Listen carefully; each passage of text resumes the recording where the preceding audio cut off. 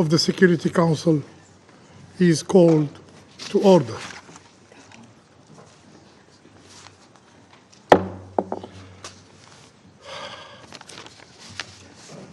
As it is the first formal meeting of the Security Council this year, I should like to extend my warm wishes on the new year to all members of the Security Council, all members of the United Nations, and all members of the Secretariat. In presiding over this first formal meeting of the Council in 2025, I am happy to welcome the new members: Denmark, Greece, Pakistan, Panama, and Somalia, and we look forward to their participation in the work of the Council. Their experience, their wisdom will be invaluable assistance in the discharge of the Council's responsibility. I shall also take this opportunity to express the Council's gratitude to the outgoing members, namely Ecuador, Japan, Malta, Mozambique, and Switzerland, for their important contributions to the work of the Council during their terms. I should also take this opportunity to pay tribute on behalf of the Council to Her Excellency Mrs. Linda Thomas-Greenfield and her team, representing the United States, for their service as President of the Council for the month of December. I'm sure I speak on behalf of all members of the Council in expressing deep appreciation to Ambassador Linda Thomas-Greenfield and her team for the great diplomatic skill with which they conducted the Council business last month. The provisional agenda for this meeting is the situation in the Middle East, including the Palestinian question. The agenda is adopted.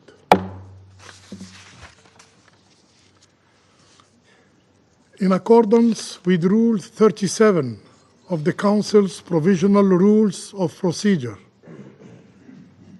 I invite the representative of Egypt to participate to this meeting.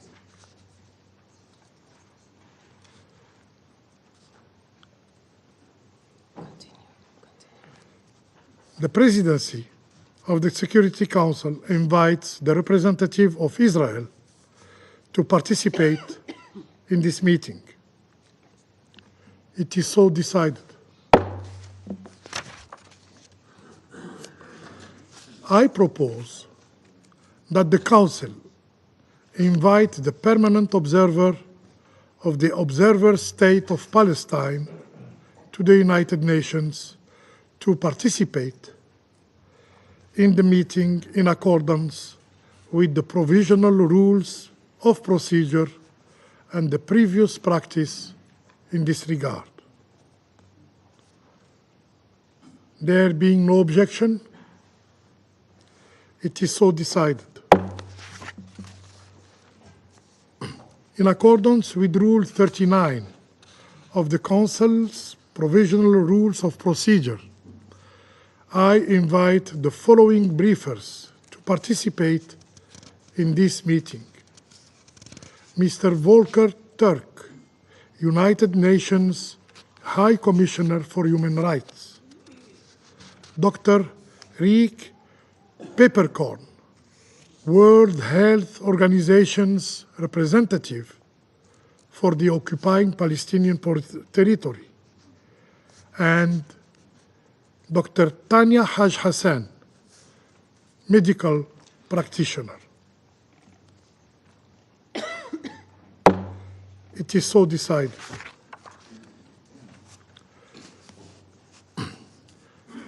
The Security Council will now begin the consideration of item 2 of the agenda. I now give the floor to Mr. Volker Turk.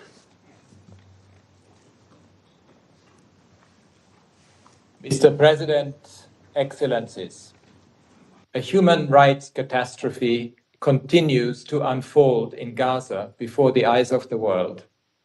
Israel's means and methods of warfare have killed tens of thousands of people, inflicted vast displacement, and laid waste to the territory. This has raised utmost concerns about compliance with international law. A recent report by my office covering the period between 7 October 2023 and 30 June 2024 documents patterns of attacks on hospitals, starting with Israeli airstrikes, followed by raids by ground troops, the detention of some patients and staff, the forced removal of others, and the withdrawal of troops, leaving the hospital essentially non-functional. The report also details the killings of patients, staff, and other civilians.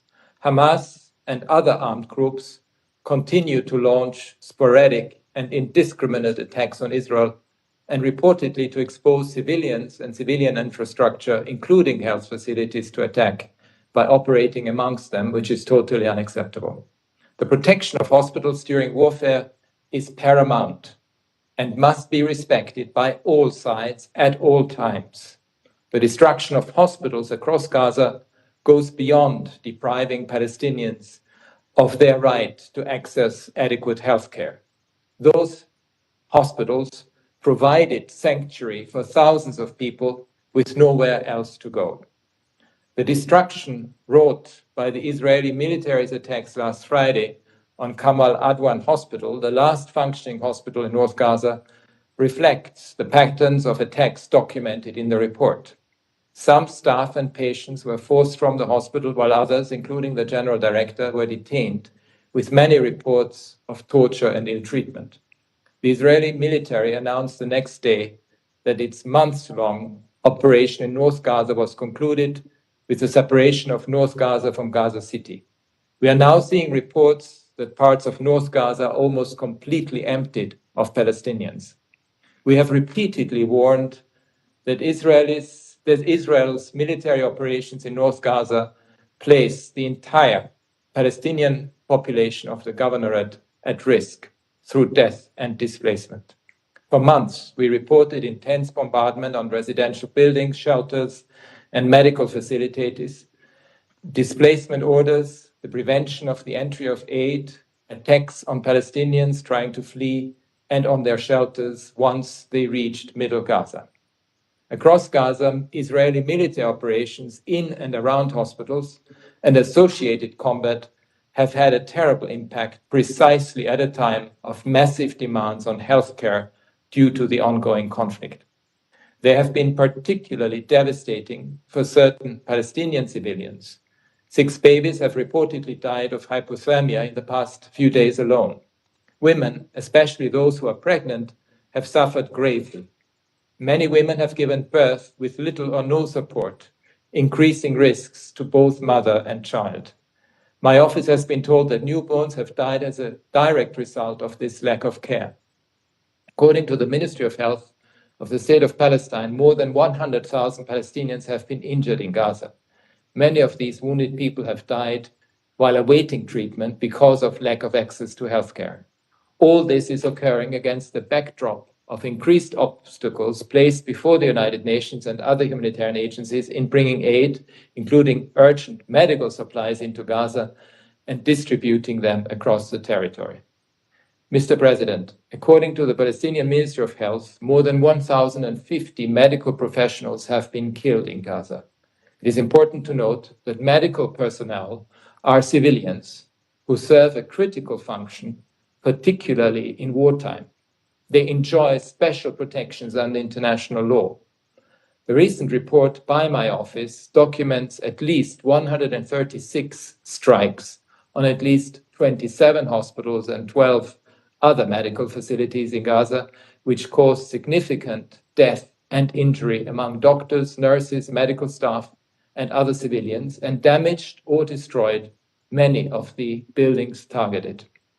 In the exceptional circumstances when medical personnel, ambulances, and hospitals lose their special protection and are considered military objectives, attacks on them must still comply with the fundamental principles of distinction, proportionality, and precautions in attack. Military operations must always distinguish between military targets and civilians. The use of heavy weapons against hospitals is difficult to reconcile with that principle. Failure to respect these principles is a breach of international humanitarian law. Intentionally directing attacks against hospitals and places where the sick and wounded are treated, provided they are not military objectives, is a war crime. Under certain circumstances, the deliberate destruction of healthcare facilities may amount to a form of collective punishment, which would also constitute a war crime. If committed as part of a widespread or systematic attack on a civilian population, such acts may also amount to crimes against humanity. In most instances, Israel alleges that the hospitals were being improperly used for military purposes by Palestinian armed groups. I've in fact just received a letter from the Israeli ambassador asserting that Kamal Adwan hospital was militarized by Hamas and that Israeli forces took extraordinary measures to protect civilian life while acting on credible intelligence. Yet, Israel has not provided sufficient information to substantiate many of these claims, which are often vague and broad. In some cases, they appear to be contradicted by publicly available information. If these allegations were verified, this would raise serious concerns that Palestinian armed groups were using the presence of civilians intentionally to shield themselves from attack, which would also amount to a war crime. This is why I'm calling for independent, thorough, and transparent investigations into all Israeli attacks on hospitals, healthcare infrastructure, and medical personnel, as well as the alleged misuse of such facilities. Mr. President, I once more warn in the strongest terms about the risk of atrocity crimes being committed in the occupied Palestinian territory. I urge all those with influence to take action accordingly and to protect civilians as a matter of absolute priority. It is essential that there is full accountability for all violations of international humanitarian and human rights law. It is imperative that all parties do everything in their power to stop the fighting in Gaza so that a long-term ceasefire can take hold. All hostages must be released immediately and unconditionally. It is imperative that all those arbitrarily detained are released at once. I call on Israel as the occupying power to ensure and facilitate access to life-saving humanitarian aid, including adequate health care for the Palestinian population. I urge Israel to end its continued presence in the occupied Palestinian territory as rapidly as possible, in line with relevant United Nations resolutions, the advisory opinion of the International Court of Justice, and wider international law. And I call for future recovery and reconstruction efforts to prioritize the restoration of the healthcare system in Gaza. Thank you.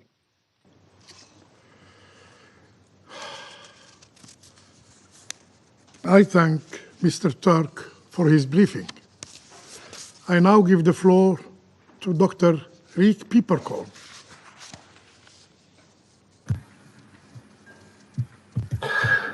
Thank you, Mr. President, Excellencies. So my name is Dr. Riek Pieperkorn. I'm the WHO representative for the occupied Palestinian territory. I do visit Gaza very regularly, every two and a half months. I stay between 2 and 4 weeks, and have been participating on multiple of these WHO-led missions to all hospitals all over Gaza, and some of them which we will focus on today. So first of all, thank you for this opportunity to review on the health situation in Gaza. 2025 begins on a somber and deeply worrying note, as fighting continues to intensify and hope dwindles for Gazans who have been enduring this nightmare for 14 months.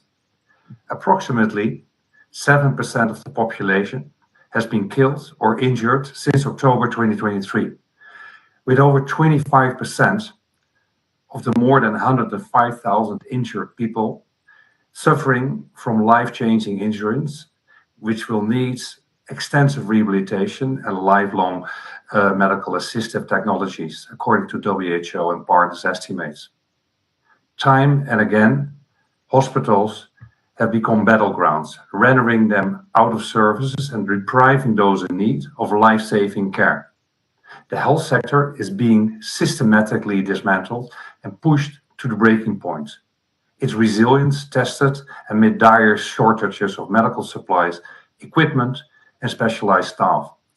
Only 16 of the 36 hospitals in Gaza remain partially functional, with a total bed capacity of just 1,822, far below what is needed to address the overwhelming health crisis. Due to damage, attacks, and shortages, most hospitals can only provide basic care and lack the capacity for specialized treatment of chronic diseases and complex injuries, leading to increased suffering and death. Despite these challenges, the pace of medical evacuations remains extremely slow. Since October 2023, only 5,383 patients have been evacuated abroad for medical treatment, with support from WHO and its partners. Of these, only 436 have been evacuated since the closure of the Rafah crossing of 6th of May 2024, with WHO organized, facilitated by WHO. Over 12,000 people still require medical evacuation, and at the current rate, it would take 5 to 10 years to evacuate all these critical ill patients, including thousands of children. Despite this challenging environment, WHO and partners are doing all they can to keep hospitals and health services operational. However, our ability to move aid is severely compromised. The entry of supplies into and across Gaza remains extremely slow due to restrictions, delays in the clearance of supplies entering the Strip, and obstacles to our missions within Gaza. In 2024 alone, only 111 out of 279, so that's only 40% of WHO missions were facilitated, directly impacting our ability to safely and promptly resupply hospitals, transfer critical patients, and deploy emergency medical teams. Since October 2023, almost every week, WHO has repeatedly issued urgent calls to protect health workers and hospitals, as per international humanitarian law, yet these calls remain unheard. Attacks on hospitals persist. To date, WHO has verified 654 attacks on healthcare facilities in Gaza, resulting in 886 fatalities and 1,349 injuries. In North Gaza, which has been under siege for approximately 90 days, the health and humanitarian situation continues to deteriorate. Only Al-Ada Hospital remains minimal functional, and there are no primary healthcare facilities available in the area. The lack of healthcare poses a severe threat to the lives of thousands of Palestinians still in the area. Kamal Adwan Hospital, the main hospital in North Gaza, was put out of services following a raid last week and relentless attacks since October this year. WHO was constantly hindered in accessing the hospital during this period, with only 10 out of 21 missions partially facilitated. On 27 December, the hospital was emptied. Majority of the patients were forced to a nearby location, while critical patients were transferred to the non-functional Indonesian hospital, which lacks the necessary equipment and supplies to provide adequate care. WHO remains deeply concerned about Dr. Hussam Abu Safia, the director of Kamal Adwan Hospital, who was detained during the raid. We've lost contact with him since and call for his immediate release. Reports indicate that key areas of the hospital were burned and severely damaged during the raid, including laboratory, surgical unit, engineering and maintenance department, operation theater, and a medical store. WHO and partners' efforts over the last months to sustain the hospital's operations have been undone. We call for urgent access to the hospital to assess the damage and determine if it can be restored. We also urge for facilitation to transfer the medical equipment from Kamal Adwan to Al Alda and other hospitals in Gaza City. At Indonesian hospital, the situation continues to deteriorate. Although the hospital is out of service, 7 patients, 9 caregivers, and 6 health workers remain there. Today, the hospital reportedly received an order to evacuate and to provide a list of names and details of all those still inside. We urge that the hospital and its remaining patients who are in a dangerous and active conflict zone be protected. The hospital is already severely damaged and further attacks will make it even harder to restore the facility. Al-Ada, which is the last remaining minimal functional hospital in North Gaza, is struggling to stay open. Hostilities continue around the hospitals, resulting in an influx of injuries. 37 inpatients remain inside. Food and water and fuel are depleting fast. The hospital has been without many essential medicines for more than 85 days. Access to the hospital is dangerous for patients in need due to the hostilities nearby. Unfortunately, we have just received reports that Al-Ada 2 has been ordered to fully evacuate. With this, the last health lifeline in North Gaza is at the risk of being severed. WHO is planning a mission to Al-Ada, Kamal Adwan, and Indonesian hospital for assessment. However, currently no roads to Kamal Adwan and Al-Ada are accessible. We urge for access to be facilitated urgently and for evacuation orders to be rescinded. As I close, I want to emphasize that despite the incomprehensible challenges, the health system of Gaza has not collapsed. It's deeply affected and bruised, but against all odds, health workers, WHO and partners have kept services going as much as possible. Al-Shifa, as examples, Al-Shifa and Nasser Medical Complex, which have been restored after being left in ruins, including European Gaza Hospital, following severe attacks, raids and destruction earlier this year, are prime examples of the resilience of a Gaza health system and the inspiring dedication of its health workers, with support of WHO and partners. This is nothing short of a feat and is a reason to be hopeful. It shows what can be achieved if healthcare is protected and peace is given a chance. I want to remind that hospitals have a special protection under international humanitarian law because of their life-saving functions. While hospital may, under specific and limited circumstances, lose their protected status, such use does not then absolve any party from its obligations to comply with all other relevant rules of international humanitarian law that are applicable when launching attacks on military objectives, including the principles of distinction, precautions in attack, and proportionality. This remains fully applicable.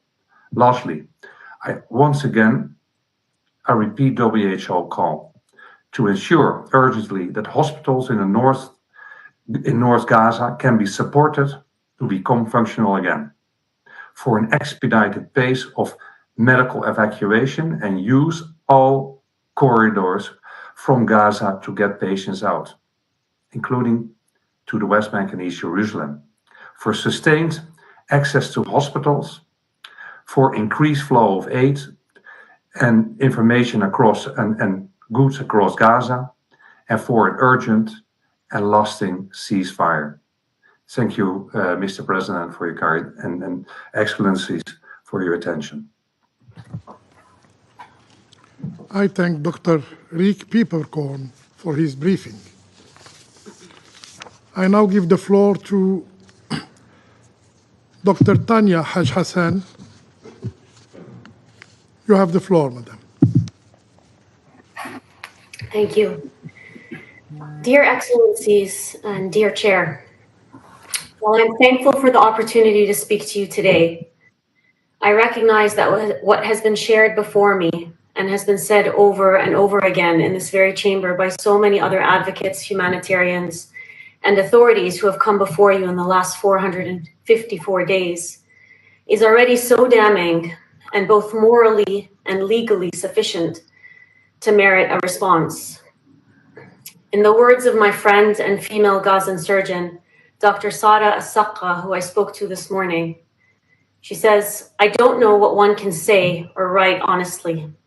Last time I was asked this question, I felt like screaming in the face of the whole world and telling them, what are you waiting for? You've seen it and you've heard it all." I will attempt in the next few minutes I have with you today not to describe the systematic and intentional attacks on healthcare in Gaza, because that would take far more time than the amount of time I have with you and has also been summarized by those who spoke before me and extensively documented by bodies of the United Nations itself. Instead, I would like to share with you the perspectives of healthcare workers in Gaza who've been sending SOS messages to this council for over a year, and who, if still alive today, are at the front lines, setting an example for all of us of what it means to practice what you preach. I've had the privilege of teaching in Gaza's medical schools and hospitals and getting to know these healthcare workers over many years. Despite being under siege, they were astoundingly able to build an extensive healthcare system, provide high-quality medical care to patients, and nurture excellent medical education for the growing generation of doctors. They are proud, hardworking professionals who take their oath to care for their patients very seriously. Dr. Hammam al-Lawh, when asked why he hadn't left the hospitals when they were besieged, responded, "Who would care for my patients? You think I went to medical school and for my postgraduate degrees for a total of 14 years, so I think about my life and not my patients?" Dr. al-Lawh was killed by an Israeli airstrike on November 12th, 2023, at the age of 36 years. Since October of last year, healthcare workers have become a clear target of Israel's military violence. Our colleagues and friends have been killed, maimed, unlawfully detained, and tortured. Over 1,000 healthcare workers have been killed in Gaza in the past 15 months. Hundreds of healthcare workers have been held in Israeli captivity. At least 4 have been killed while in detention. They tell us that they are targets because they're healthcare workers, that wearing scrubs and white coats is like wearing a target on their backs. Why, I asked, and you may be asking. It's because hospitals and healthcare workers represent life and a will to keep people alive. In May of last year, after Dr. Adnan al-Bursh, chief of orthopedics at Al-Shifa Hospital, was killed in Israeli detention after months of torture, a surgeon who knew him well sent us this message. "Practicing medicine has become a crime," he said, "and the penalty for saving people's lives has become detention and being tortured to death." I messaged colleagues in Gaza last night to ask what they would like me to say to the chamber today. Here are some of their messages. The savagery continues to get worse. The crimes are beyond brutal, and the world continues to watch. No one is stopping Israel. They do whatever they want without any consequences. There's no such thing as international law, or the law only applies to certain parts of the world and not to us. Double standards, as they say. After 15 months of brutality, it's now clear that our blood is cheap and we're just numbers to the world. End quote. Dr. Khamis al-Assi, a Palestinian pain and rehabilitation doctor in Gaza and a dear friend and fellow Oxford graduate, wrote to me this morning saying, "Yesterday I was working in the emergency department when I was shocked to find my nephews brought in. One was martyred and the other was severely injured. We are devastated. This is my message: stop the war. Enough is enough." End quote. My colleague, Dr. Sara As-Saqqa, who I quoted earlier, and incidentally, who herself works for the UN Office for Coordination of Humanitarian Affairs in Gaza, said, "I never thought that international law or human rights institutions would allow this. for 2 million people to be locked in a cage and systematically massacred. Imagine being sick or injured and knowing that the cure is available, but not being able to access it because the crossings are closed. There is no greater injustice. The final set of messages I want to share come from Dr. Hussam Abu Safiyyeh, who my colleague from the WHO just spoke about, the medical director of Kamal Adwan Hospital and a pediatrician like myself. On November 3rd, he wrote, "We urgently need increased pressure on the international community to help the healthcare system perform its duties in accordance with established humanitarian laws. We're not asking for anything beyond this.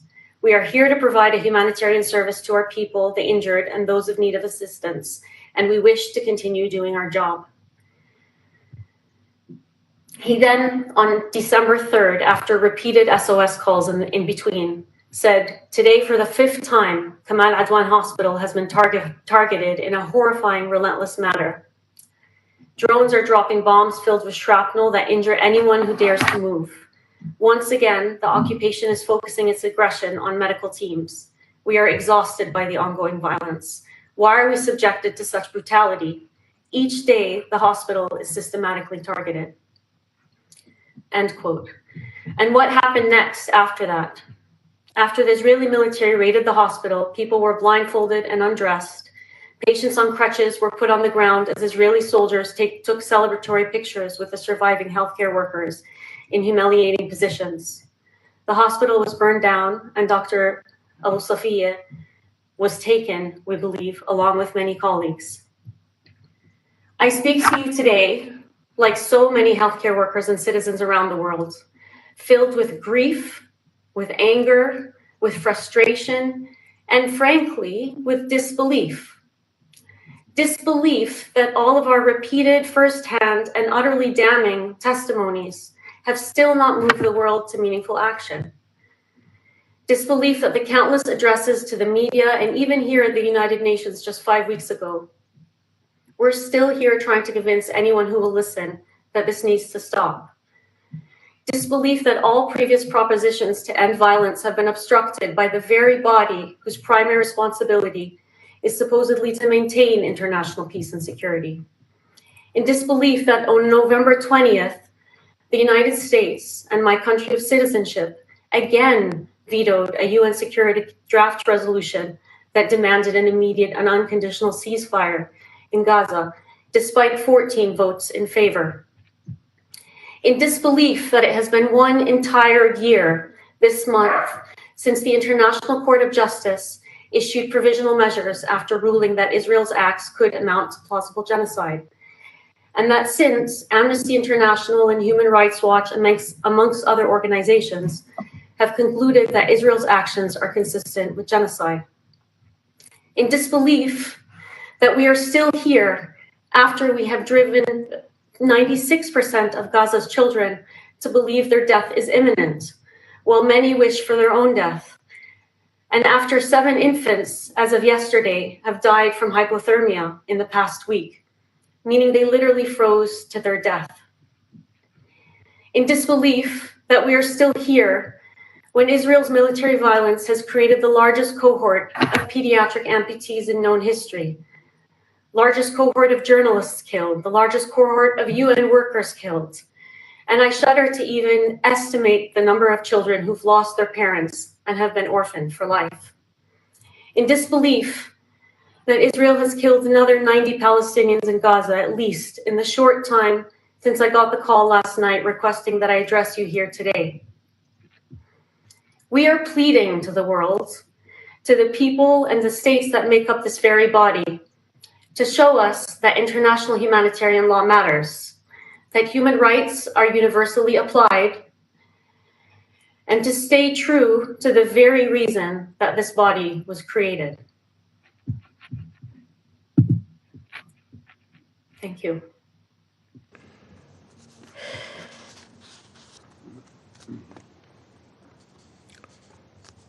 I thank Dr. Haj Hassan for her briefing.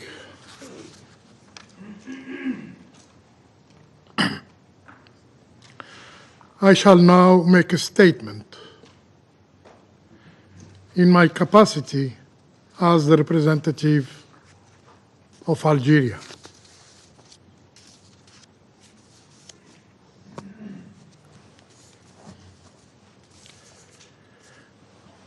We thank Mr. Volker Turk and Dr. Rick Peppercorn for their valuable briefings. And we also extend our deep gratitude to Dr. Tanya Haj Hassan for her sobering briefing, which serves as a powerful testimony from a witness who was present in Gaza and observed firsthand the senseless destruction of health infrastructures and unprecedented atrocities inflicted upon the Palestinian people. The ongoing Israeli aggression against the Palestinian people, particularly in Gaza, has a clear and alarming objective: pushing the Palestinian population out of their lands through an obvious and deliberate policy of ethnic cleansing. One of the key pillars of this policy is the systematic destruction, the systematic demolition of the healthcare system. The United Nations Human Rights Office report, published on December 31st, on the eve of the new year, revealed devastating findings. 136 strikes targeted at least 27 hospitals and 12 other medical facilities, resulting in significant casualties and destructions. Figures speak volume. 53% of hospitals in Gaza are no longer operational. Out of 138 primarily health centers, only six remain fully functional. 130 ambulances have been damaged.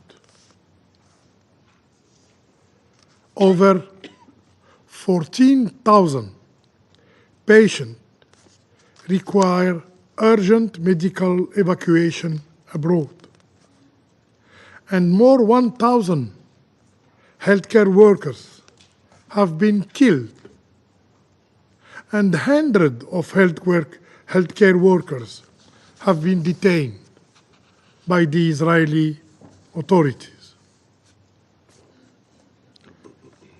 NGOs reported on cases of torture, on cases of ill treatment. According to the UN, several physicians have died in Israeli custody. These are but a few examples that starkly illustrate the systematic dismantling of Gaza's health infrastructure, targeting essential services and medical personnel through actions that amount to genocidal tactics. 1 week ago, on December 27, following over 3 months of siege and repeated attack near and around the area, the Israeli occupying forces finally invaded Kamal Adwan Hospital, the main facility in the north of Gaza. This hospital came under assault from snipers, tanks, and quadcopter drones, terrorizing patients and medical staff. These actions included torture, execution, the destruction of vital medical equipment, and the deliberate setting of fires that engulfed entire wards of the hospital. The Israeli occupying forces have actively sought to shut down Kamal Adwan Hospital, rendering it completely out of service. This raises legitimate and critical question about the real motives behind its demolition. However, what is indisputable is that the act was not driven by military necessity, but rather by a deliberate effort to deprive northern Gaza of essential health services, thereby forcing the displacement of its population. The deliberate destruction of healthcare facilities constitute a form of collective punishment, which under international law is classified as a war crime.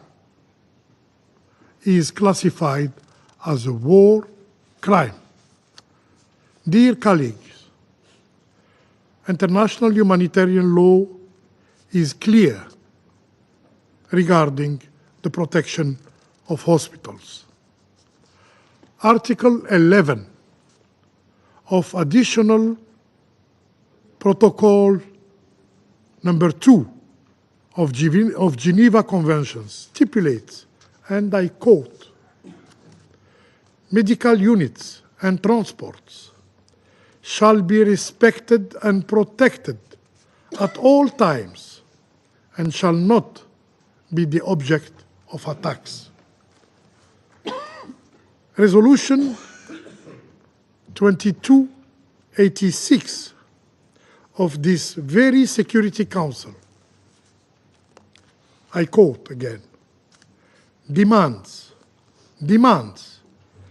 that all parties to armed conflicts fully comply with their obligations under international law to ensure the respect and protection of all medical personnel and humanitarian personnel exclusively engaged in medical duties, their means of transport and equipment, as well as hospitals and other medical facilities.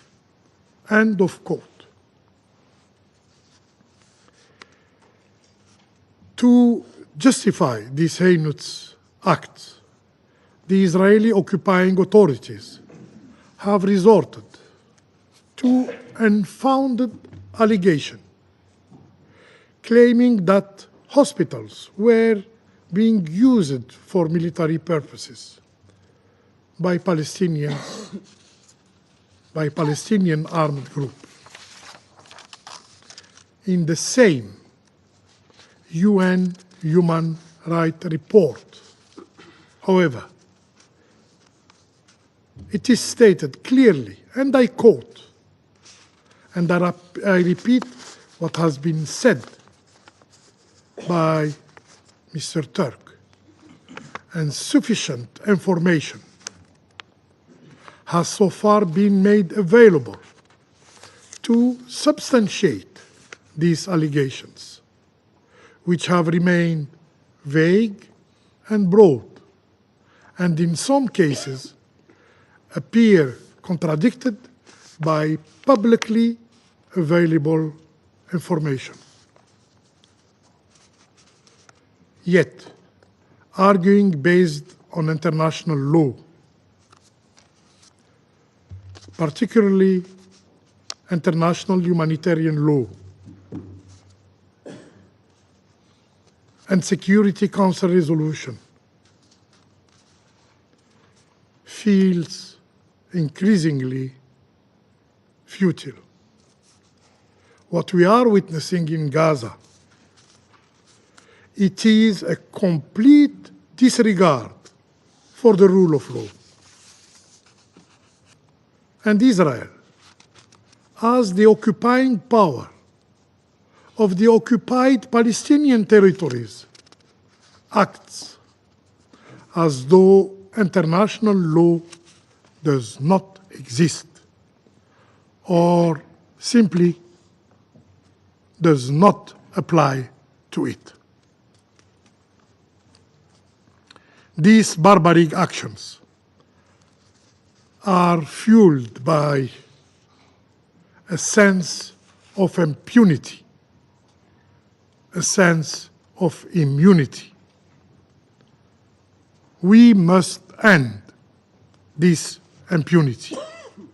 We must end this immunity. As Mr. Turk aptly stated, it is essential that there be independent, thorough, and transparent investigations into all these incidents, and fully accountability for all violation of international humanitarian and human rights law which have taken place in Gaza. Crimes are being committed in full view of the world, broadcast live and meticulously documented in an era where no act escapes the lens of global scrutiny. Today, ignorance is not a defense. Today, silence is complicity. And the evidence is undeniable. And the suffering of the Palestinians is irrefutable. It is incumbent upon everyone as human being to take a clear and principled stand. No one can claim ignorance of the blatant violation of international law that continue to unfold before our eyes.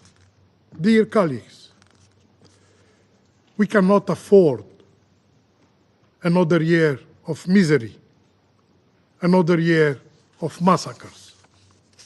Israel's actions are an attempt to extinguish hope in the heart and mind of the Palestinian people, and to deny them the means to survive on their own land.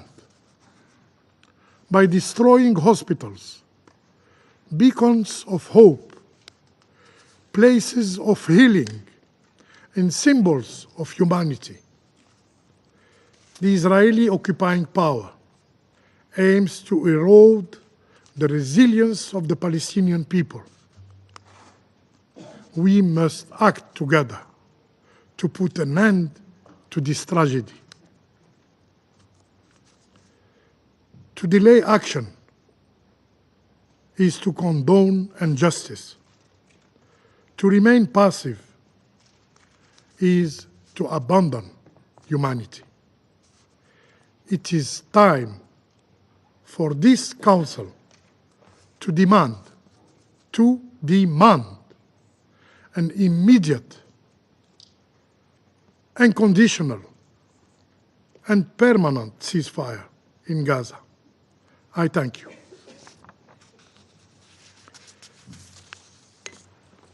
I resume now my function as President of the Security Council. I now give the floor to the representative of the United States. You have the floor, Madam. Thank you, Mr. President. And on behalf of the United States, I congratulate Algeria on your presidency and extend a warm welcome, as you did, Mr. President, to the new members who have joined us today: Denmark, Greece, Pakistan, Panama, and Somalia. Thank you, High Commissioner Turk, Representative Peeperkorn, and Dr. Haj Hassan for your powerful briefings. Colleagues, throughout this conflict, Hamas has repeatedly misused civilian infrastructure, like schools and hospitals, to store caches of weapons, house fighters, and coordinate attacks against Israel. Hamas continues day in and day out to put civilians in harm's way through their tactics and use of these facilities. I urge colleagues in this room to criticize Hamas for these actions and call them out for continuing to put Palestinian civilians in Gaza in the crosshairs. Far too many still cannot bring themselves to do so. Israel's fight is with Hamas and not the Palestinian civilians the terrorist group falsely purports to represent. According to the Israel Defense Forces, over 240 fighters were apprehended at the Kamal Adwan Hospital, including 15 individuals who participated in the October 7th massacre. Even as it battles Hamas, Israel has a moral imperative to prevent civilian harm. We don't want to see hospitals as scenes of violence. No one benefits, least of all the civilians who neither started this conflict nor have the means to end it, and desperately need medical attention. Civilians cannot be left without functioning hospitals or adequate medical care. It is vital for Israel to comply with international humanitarian law and to take every possible step to prevent civilian harm, notably as it relates to patients receiving care at Kamal Adwan Hospital and medical professionals dedicated to treating the population. And with regard to reports about the director of Kamal Adwan Hospital, we in the United States government are in contact with the Israeli government and partners on the ground and are gathering information. Colleagues, far too many civilians in Gaza are hungry, without medication, clean drinking water, or adequate housing. Secretary Blinken has repeatedly emphasized we need to end the conflict, bring the hostages home, including the 7 Americans held by Hamas, and chart a path forward in the post-conflict period that provides governance, security, and reconstruction in Gaza. We must also immediately surge humanitarian aid to Palestinian civilians throughout Gaza, or many will not survive the rest of the winter. And we have made clear to Israel that they must do more to address these preventable humanitarian shortfalls. We have been explicit about the specific steps we need to see Israel take, including surging the entry of food, medicine, and other essential supplies into Gaza, knowing that winter is here. There must be no forcible displacement, nor policy of starvation in Gaza, which would have grave implications under both U.S. and international law. We need to see a surge in humanitarian aid delivered immediately. Only a sustained flow of assistance, food, clean water, medical supplies into Gaza will bring relief and address catastrophic levels of food insecurity. Colleagues, The work before us to forge a ceasefire remains difficult. The challenge of helping a revitalized Palestinian Authority rebuild Gaza without Hamas is immense. And yet, we first need to address the immediacy of the humanitarian situation, because lives are at stake, the lives of Palestinian civilians in Gaza and the lives of the hostages, who have suffered mightily since Hamas initiated this horrific conflict on October 7th. We need to give Palestinians a future to look forward to, with self-determination, dignity, and security. We need Israel to feel secure within its own borders. The United States continues to push for a ceasefire and hostage release deal that allows for a surge in life-saving assistance to Palestinian civilians. There are simply no alternatives that lead to durable peace and regional calm. Thank you. I thank the representative of the United States for their statement. I now give the floor to the representative of the Russian Federation. Mr. President, we welcome you as president, and we wish you every success over the course of your presidency. We also welcome the new elected members of the Security Council of the United Nations. Mr. President, we support the initiative of the delegation of Algeria to convene today's Security Council meeting to discuss the deteriorating situation in the Gaza Strip amid the IDF military operation, which has been ongoing for 15 months and counting on the occupied Palestinian territory. We thank the United Nations High Commissioner for Human Rights, Volker Turk, the World Health Organization representative for the occupied Palestinian territory, Dr. Rick Peppercorn, for their briefings. And we wish to separately thank Madam Dr. Tanya Haj Hassan for her elucidating testimony, for her courageous and frank description and a testament to the horror that is being endured by medical personnel, patients, including children in Gaza. We plan to request a separate meeting of the Security Council dedicated to the topic of children in Gaza, which our Western colleagues unfortunately prefer not to notice for the advancement of other, more beneficial from their standpoint, topics. Mr. President, we are gravely concerned at Israel's ongoing shelling and bombardment of civilian objects on the territory of the Gaza Strip. Every week from North Gaza, there are reports about airstrikes on refugee and IDP camps. Amid the hostilities and the blockades imposed by West Jerusalem, in the Gaza Strip, a genuine humanitarian catastrophe has broken out, and this is compounded by large-scale hunger, outbreaks of communicable diseases, and the total devastation of vital infrastructure. Refugees and persons repeatedly displaced is close to millions. The leadership of UNRWA forewarned us about the imminent famine in the Gaza Strip, given the insufficiency of humanitarian assistance being provided. The Israeli strikes frequently target medical facilities. Furthermore, we have every reason to believe that Israeli troops who are bent on inflicting collective punishment on Gazas have been systematically and deliberately destroying the health system of the Strip for the bombardment, artillery strikes, the cleansing and setting of fires on hospital complexes are now a daily occurrence.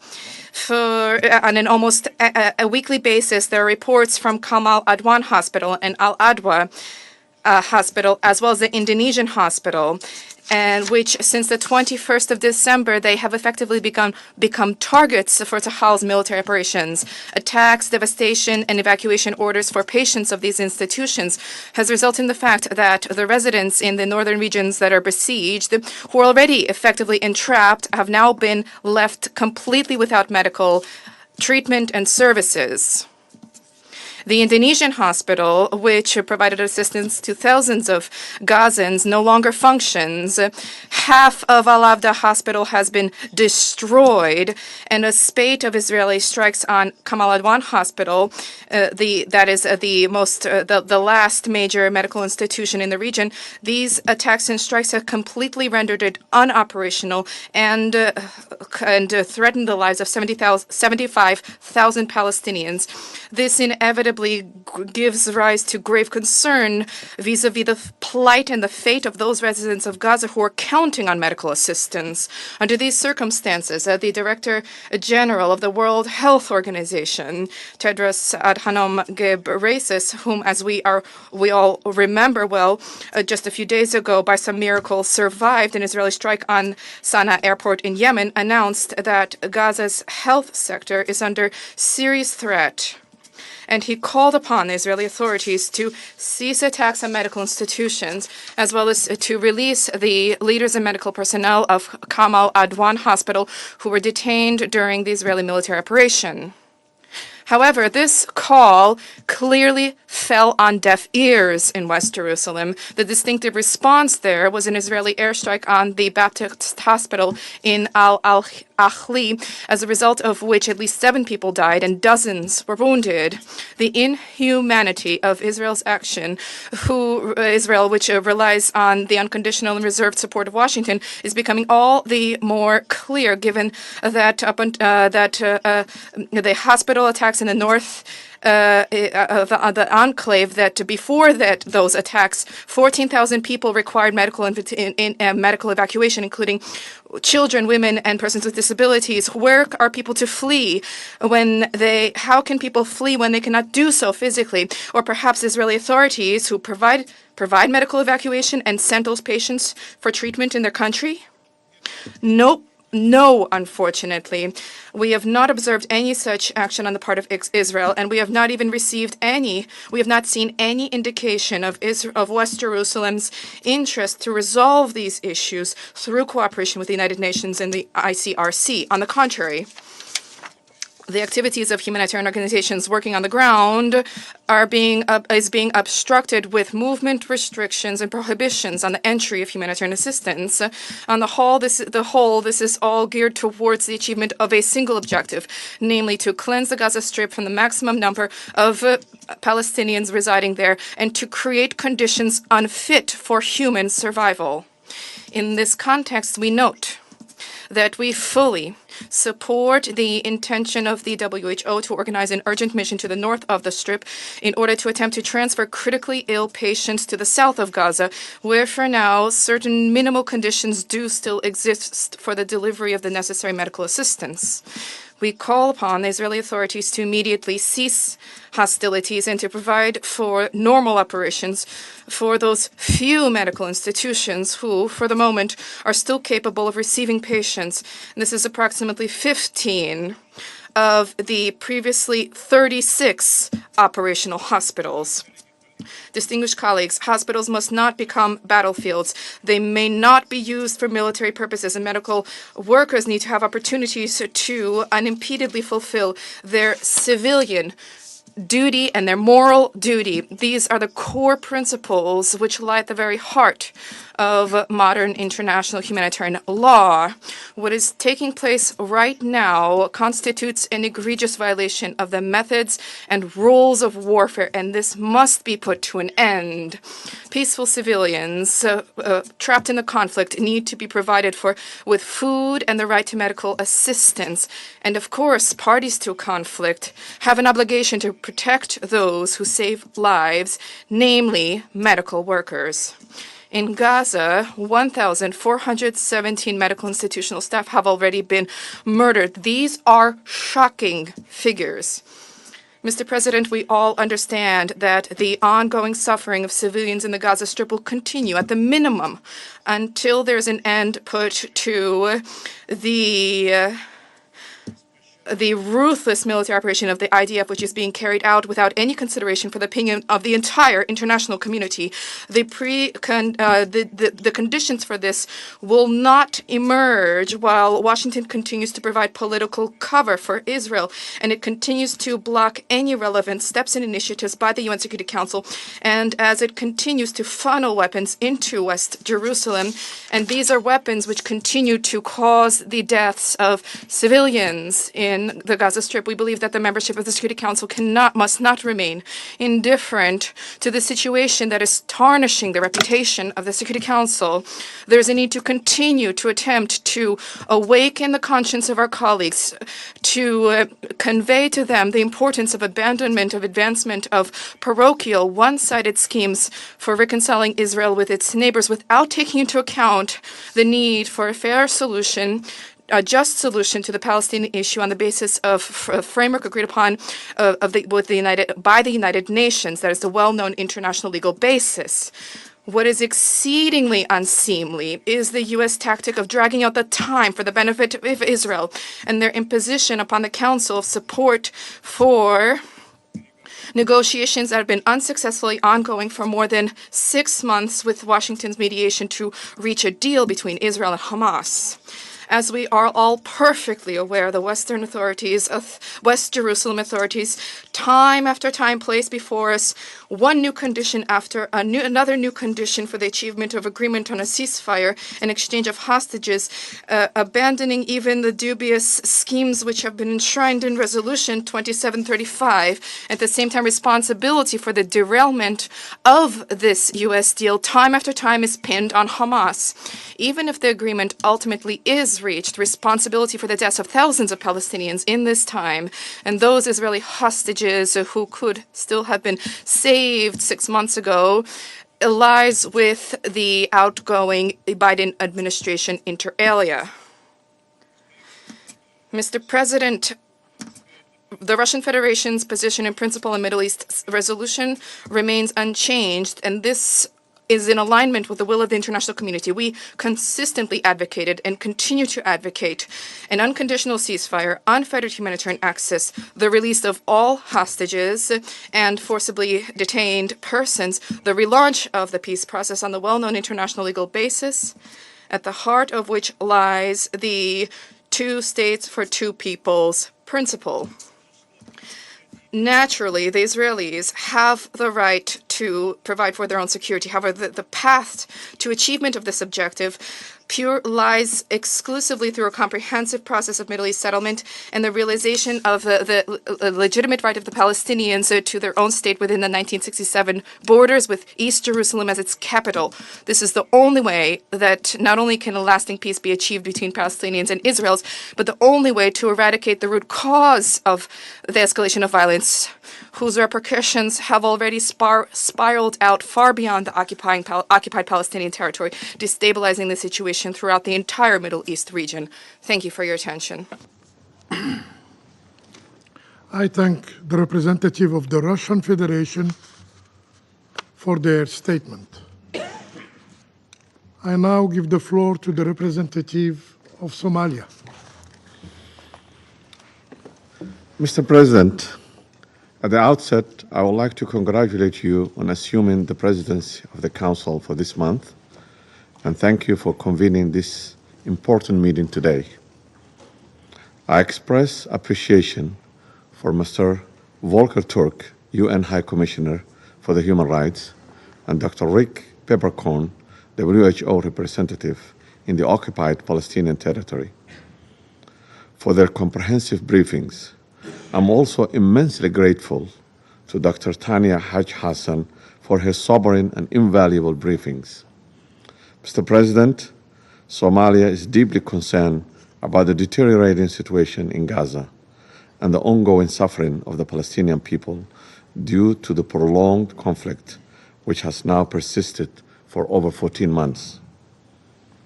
In that regard, I would like to make the following 4 points.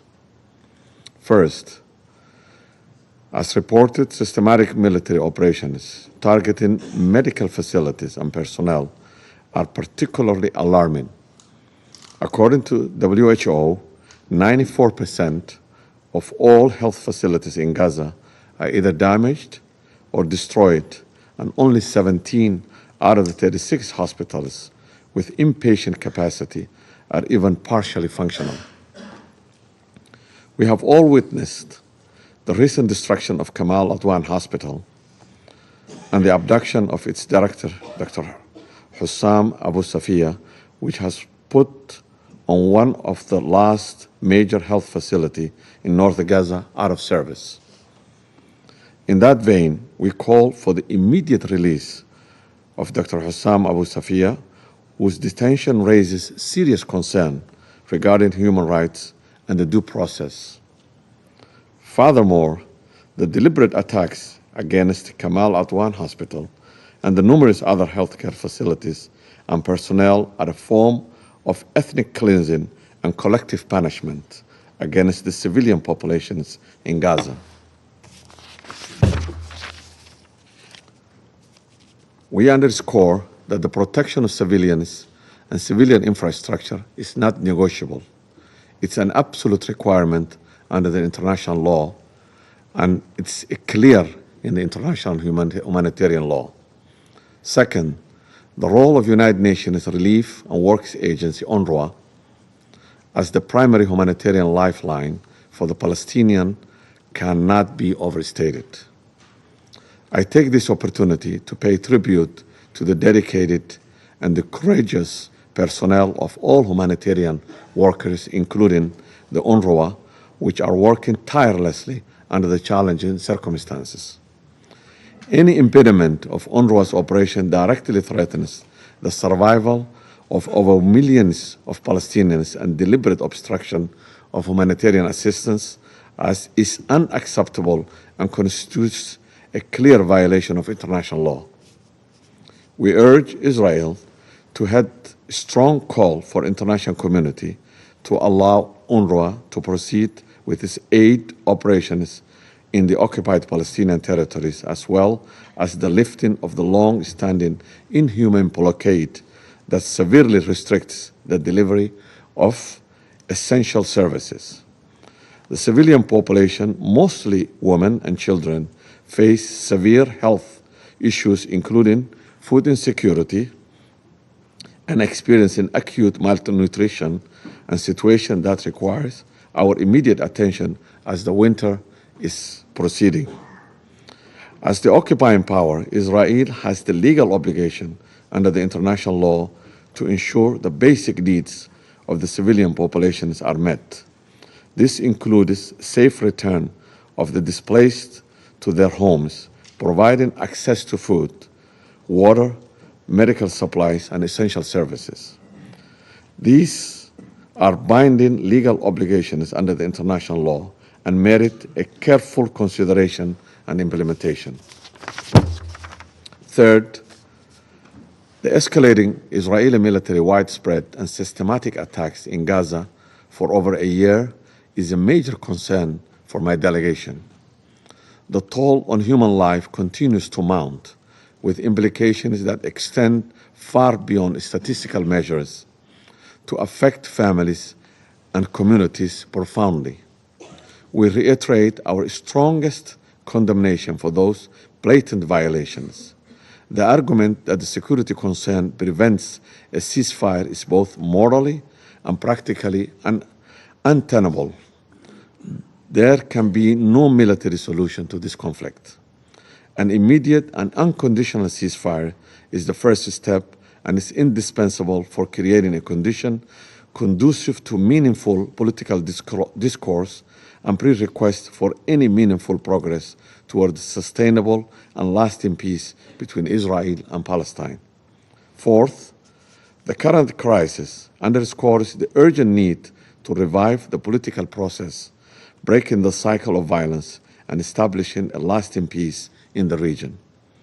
We reiterate our call that only viable options for the resolution of the long-standing conflict is the end of the occupied Palestinian territory and full recognition of a free, sovereign, and independent Palestine with Jerusalem as its capital.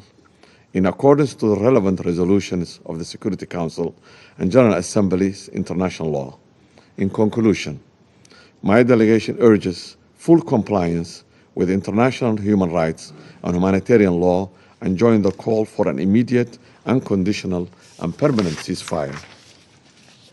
Somalia reaffirms its commitment to supporting all diplomatic efforts toward achieving a just and lasting peace. I thank you. I thank the representative of Somalia, and I now give the floor to the representative of Denmark. Thank you, Mr. President, and allow me also to congratulate you and Algeria for taking up the presidency of the Council this month. Let me also thank High Commissioner Turk, Dr. Peperkorn, and Dr. Hash Hassan for their sobering briefings. Denmark is honored to take a seat on the Security Council. It's a responsibility that we do not take lightly, and one which we are ready to fully shoulder. Mr. President, earlier this week, millions around the world came together to ring in the new year. For most, it's a time of reflection and celebration, a time to be with loved ones. This was not the case in Gaza, where unrelenting hostilities continued to obliterate what remained of the healthcare system. More healthcare workers were killed, wounded, and detained. As always, it is innocent civilians who suffer first and most. Many are left without the life-saving care they need. Many are denied access to adequate medical equipment and supplies, fuel, food, and specialized healthcare capacities. Put simply, they do not have what they need to survive. This morning's briefing is, therefore, very timely. Mr. President, today I'll focus on 3 points. First, we are deeply concerned over the toll the hostilities have taken on Gaza's healthcare infrastructure. As we've heard today, the WHO has warned of a pattern of systematic dismantling of the healthcare system in North Gaza. This pattern must be reversed. Most recently, we received the news of a military operation at the Kamal Adwan Hospital on 27 December. This has put the last major health facility in North Gaza out of service and pushed the health system there to a breaking point. Denmark condemns all attacks on civilian infrastructure in Gaza, including hospitals, that are in violation of international humanitarian law and Security Council resolutions. This includes Resolution 2286 on the protection of healthcare in armed conflict and Resolution 2730 on the need to respect and protect UN and humanitarian personnel. We reiterate that it falls on all parties to protect civilian infrastructure in accordance with international humanitarian law. The specific protection of hospitals is critical, and we call on all parties to the conflict to fully respect the special status of hospitals and other medical facilities. While recognizing Israel's right to defend itself in line with international law, we remind Israel of its specific obligation as an occupying power to ensure and facilitate access to adequate health care for the Palestinian population. We call for urgently ensuring that hospitals in North Gaza can be supported to become functional again. Future recovery and reconstruction efforts must also prioritize the restoration of Gaza's medical capacity. Second, Mr. President, Denmark is deeply concerned by the lack of protection of civilians, leading to a staggering number of civilian casualties in Gaza. This includes humanitarian and healthcare workers. Attacks on healthcare facilities in Gaza have killed and wounded hundreds among doctors, nurses, medics, and other civilians. Such attacks deprive the most vulnerable of the care they need at the very time when they need it most. In the midst of near constant evacuation orders, we also note that the transfer of critical patients associated with such attacks pose grave risk to their survival. We condemn any attack on aid workers and medical personnel. They must be protected in accordance with the parties' obligations under international law, including when detained. Finally, Mr. President, the rebuilding and rehabilitation of Gaza's health infrastructure is crucial, but that is only one element of what is needed to address the abysmal humanitarian situation in Gaza. The sheer level of destruction and devastation outlined by our briefers this morning underscore one clear point: the absolute and urgent need for an immediate and lasting ceasefire, as well as the unconditional release of all hostages held by Hamas. This Council has a solemn responsibility to maintain international peace and security. We should speak out unequivocally in support to this once and for all, alleviate the suffering of Israelis and Palestinians alike, and prepare the ground for regional peace and stability for the benefit of all. We thank Egypt, Qatar, and the United States for their tireless efforts to broker a ceasefire between the parties and hope that a result will materialize. As ceasefire is fundamental to releasing all hostages, addressing the catastrophic humanitarian situation, initiate reconstruction, and works towards a two-state solution. A two-state solution remains the only durable solution to this tragic conflict, which has lasted for way too long. To achieve it, we need a strengthened and reformed Palestinian Authority as the foundation of an independent Palestinian state that includes Gaza, a state that will live side by side with Israel in peaceful coexistence. Mr. President, as we look into this new year, let us recommit to peace and security across the Middle East. Let us redouble our efforts to uphold international law and end the staggering violence that we are witnessing. Let us look ahead with forbearance and courage. This Council has a responsibility to act. Count on Denmark's support. I thank you. I thank the representative of Denmark. I now give the floor to the representative of the Republic of Korea. Thank you, Mr. President. I thank High Commissioner for Human Rights, Mr. Turk, Dr. Pipper Khan of WHO, and Dr. Haji Hassan for their sobering briefings. Since this is the very first meeting of the Secret Council this month and year, I would like to congratulate you, Mr. President, for assuming the presidency. I would also like to take this opportunity to warmly welcome the new members of the Council, Denmark, Greece, Pakistan, Panama, and Somalia. I look forward to working close with you. Mr. President, the whole world is celebrating the commencement of the new year. But the unfathomable suffering of Palestinians in Gaza shows no sign of abatement. We are particularly troubled by the ongoing attacks by Israel on hospitals and healthcare in Gaza, which were detailed by the briefers. International humanitarian law is crystal clear. Article 18 of the Fourth Geneva Convention plainly provides that civilian hospitals may, in no circumstances, be the objects of attacks and shall at all times be protected by the parties to the conflict. Civilians, the wounded and sick, and medical personnel, all of these people must also be protected under international law. Israel argues that its military operation last week in the areas of Kamal Adwan Hospital in northern Gaza were limited and based on intelligence regarding the presence of Hamas infrastructure, and that over 240 people it describes as terrorists were detained. But it should be noted that Article 19 of the Fourth Geneva Convention strictly details the requirements to legally justify the discontinuation of protection of hospitals, including the need for due warning with a reasonable time limit. However, it is troubling that this hospital has been repeatedly attacked by Israel, and on December 20th, the burning of the facility began when patients were still inside. As such, we urge transparent investigation and the full accountability for any violations. Indeed, there is no justification under any circumstances for harming civilians and medical personnel.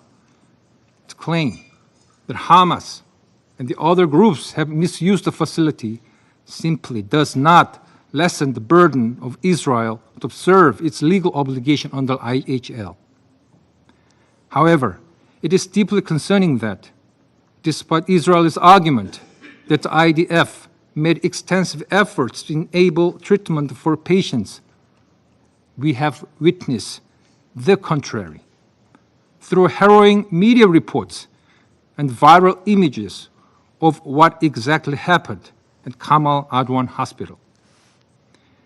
In this regard, we remain deeply worried about the conditions of those patients who were forced to be located to other locations, including non-functional Indonesian hospital.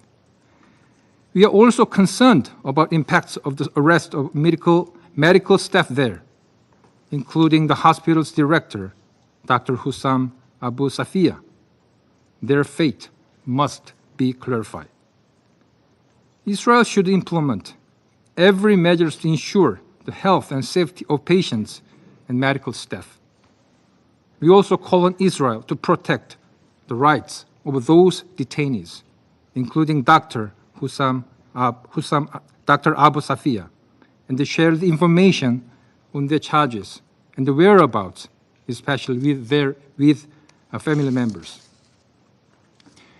Mr. President, we note with serious and deepening concern the WHO's announcement, the last week attack on Kamal Adwan Hospital, North Gaza's last major health facility, which led its complete closure, was not an isolated event. Indeed, at least 50 attacks targeted the same facility over the last 3 months alone. We are also disturbed by the never-ending destruction of the health system in Gaza, as detailed in the recent OCHA report, including daily attacks on hospitals and shortages of medical supplies. As such, the Republic of Korea reiterates its firm positions that an immediate ceasefire in Gaza is in dire need. The unfathomable humanitarian suffering of civilians in Gaza cannot be resolved amid the ongoing hostilities. Once again, we call on the parties to this conflict to seriously engage in negotiations to secure a ceasefire and release of hostages, keeping in mind that their horrific terrorist attack on October 7th and the continued holding of hostages are the direct cause of the current chaos.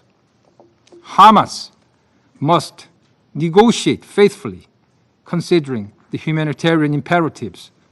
Israel should also make necessary concessions.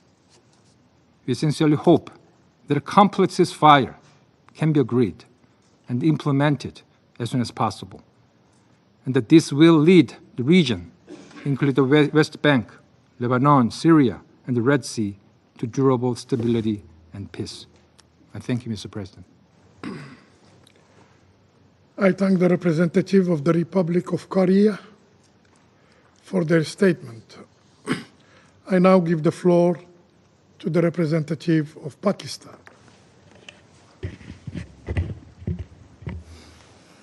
Thank you, Mr. President. My delegation would like to thank you for convening this important briefing at the outset of the Algerian presidency. We commend your stewardship and assure you of our full support. Pakistan looks forward to working closely with all Council members to reinforce our collective efforts for global peace and security. Let me thank High Commissioner Turk and Mr.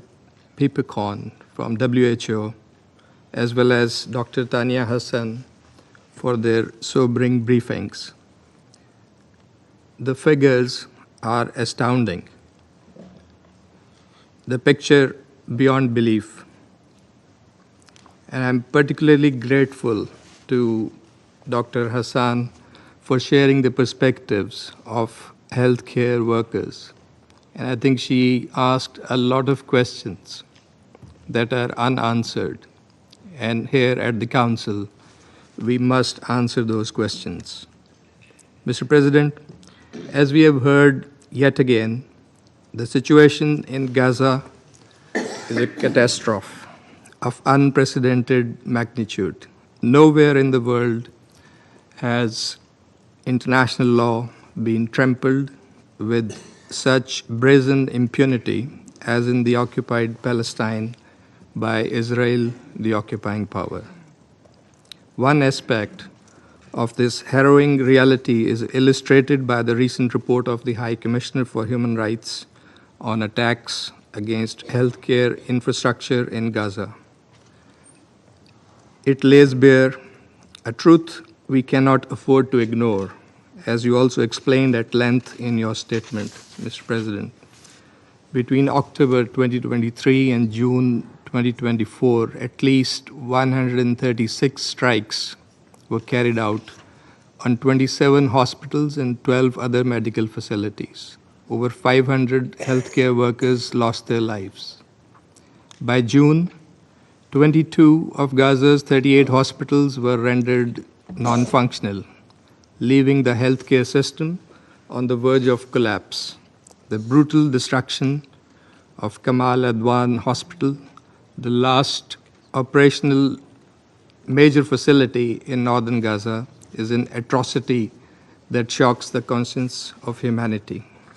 The deliberate targeting of hospitals, medical personnel, patients, and wounded defies every principle of humanitarian law and has no justification whatsoever. Not just condemnation, there must be accountability for these crimes. Mr. President, for over 14 months now, the Palestinian people have endured an unrelenting assault on their lives, rights, and dignity. Over 45,000 Palestinians have been killed, more than half of them women and children. Over 90% of 2.1 million population of Gaza are displaced. With around 160,000 housing units destroyed, almost the entire population has been rendered homeless. The scale of this genocidal campaign is staggering. Its intent unmistakable. Gaza's homes, schools, hospitals, and even its cultural heritage lay in ruins. Even the UN and its personnel have not been spared. This is not a war. It is a campaign of dispossession, ethnic cleansing, and annihilation. The indiscriminate bombing of civilians and the systematic destruction of critical infrastructure are not isolated incidents. These are calculated acts aimed at erasing an entire people from their homeland. Mr. President, for decades, this Council has passed resolutions. The International Court of Justice has issued rulings, and the world has cried out for justice. Yet this Council is inexplicably paralyzed, undermining its own authority and credibility in the process. It is a pivotal moment for the Council to take immediate and decisive actions, and we are thinking these should be on the following lines. Ceasefire now.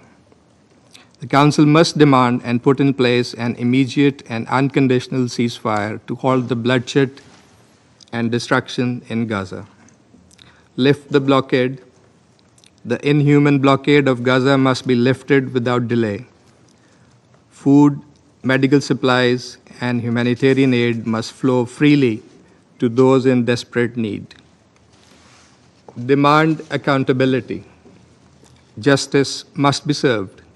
Independent and transparent investigations into the targeting of medical infrastructure and other war crimes must ensure that prioritize rebuilding Gaza's shattered healthcare system. Revive the two-state solution.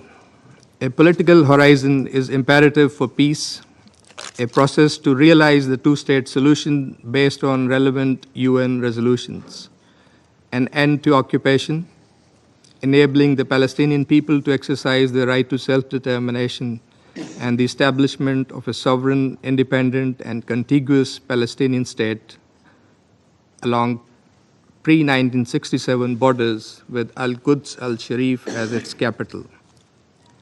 Grant Palestine full membership. Palestine must be recognized as a full member of the United Nations. This will not just be a symbolic gesture in our view. It is a moral imperative to secure the irreversibility of the two-state solution. Mr. President, we stand at a defining moment in history. The entire world is watching. Will this Council shoulder its responsibility, or will it continue to turn a blind eye to the tragedy unfolding before us? Silence is complicity, as you said, and I would add that it amounts to moral bankruptcy. Can we finally come together to defend and uphold universal respect for the UN Charter principles and international law? I think this is the question before us. The Palestinian people look to this Council for hope, for justice, for the promise of peace. We must not fail them. The bloodshed in Gaza must end. The relentless suffering of innocent men, women, and children must cease. Let us cross the divide. Let us unite in the pursuit of peace, grounded in justice, human dignity, and international legitimacy. Let us give meaning to the promise that we made, never again. Let us prove the skeptics wrong. Let us act now. I thank you. I thank the representative of Pakistan for their statement. I now give the floor to the representative of France. Mr. President, I would like to begin by congratulating you on acceding to the presidency of the Security Council, and you know that you can count on the full support of France.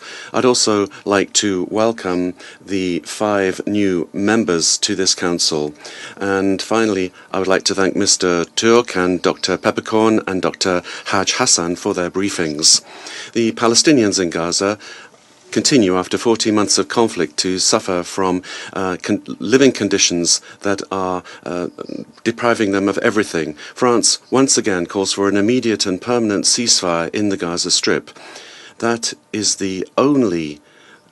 really the only way to protect the civilian population and deliver the humanitarian assistance that this population needs to such a great extent. We call for the immediate release without condition of all detainees, and we will never relent in condemning the terrorist attacks of the 7th of October. Resolutions of the Security Council must be applied. The extreme seriousness of the situation is incumbent upon us to do this. The situation in Gaza is disastrous, particularly with regard to access to care. France condemns the recent Israeli military operations targeting several hospitals, in particular that of Kamal Adwan. Israel must obey international humanitarian law. This requires respect for and protection of medical staff and infrastructure. Hindrances to humanitarian assistance are serious violations of international humanitarian law. Israel must allow humanitarian access to reach the population. All crossing points should be open, and humanitarian convoys and staff must be protected. We would also recall the irreplaceable, let me repeat that, irreplaceable nature of UNRWA in providing the humanitarian response in Gaza. Mr. President, this Council must act both to respond to the urgency of the situation and to work to bring about a political solution, the two-state solution that today is being threatened by the accelerated illegal settlement of the West Bank.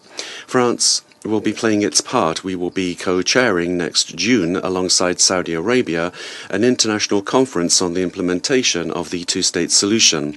We will remain mobilized within the Security Council to contribute to this solution. It is the only solution that will guarantee the long-term security for Israel and make it possible to build a viable state for the Palestinians.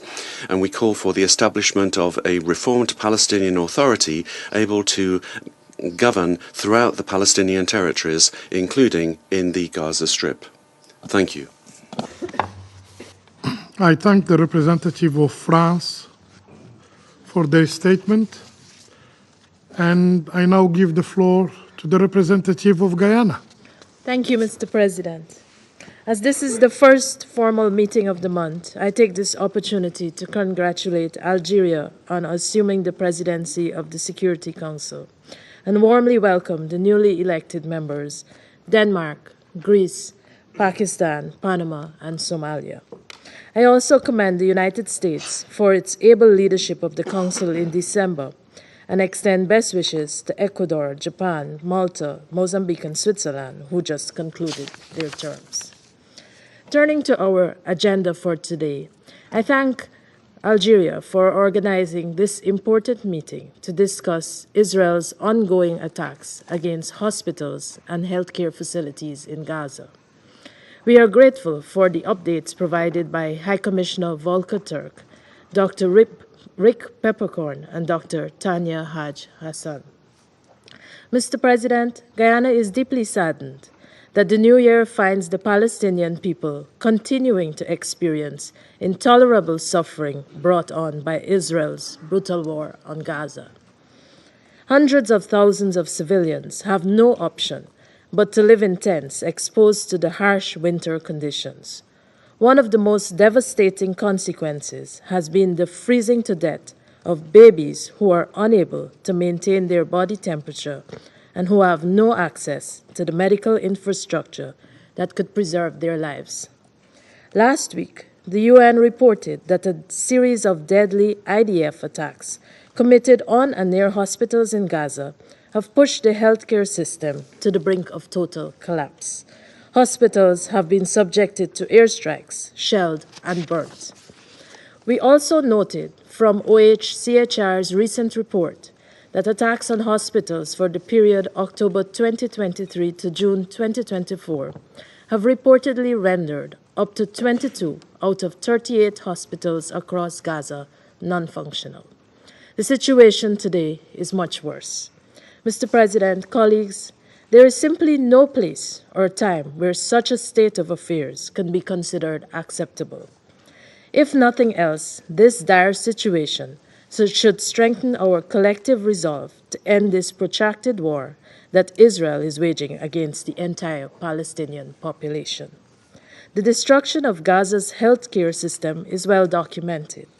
This deplorable situation, compounded by Israel's restrictions on the entry and distribution of medical supplies, has, according to the OHCHR, led to the drastic deterioration of health outcomes across the entire population and a health catastrophe of unprecedented proportions, including the spread of infectious diseases such as polio, hepatitis A, acute diarrhea, and jaundice. Guyana remains convinced that the ongoing attacks on the healthcare infrastructure in Gaza, including on medical personnel, is part of a systematic plan against the Palestinian people. They have been bombed, shot, starved of food and water, arbitrarily detained, and tortured. They have also been displaced and forced to live in unsanitary conditions. Those who manage to survive encounter disease and other consequences of deprivation, with little or no recourse to functioning medical and healthcare facilities. Every time we think that the situation in Gaza could not possibly get worse, it does. Guyana condemns in the strongest terms all attacks on hospitals and medical and humanitarian personnel. Israel, as an occupying power with specific legal responsibilities, must be held to account for its actions. The continued violations of international law, including international human rights law and international humanitarian law in the Gaza Strip and the occupied West Bank, should not be met with inaction. We reiterate that there should be no comfort in calling for adherence to international law without taking tangible steps to bring about this adherence. The Security Council has a special responsibility to uphold international law and ensure the protection of civilians and civilian objects across Gaza.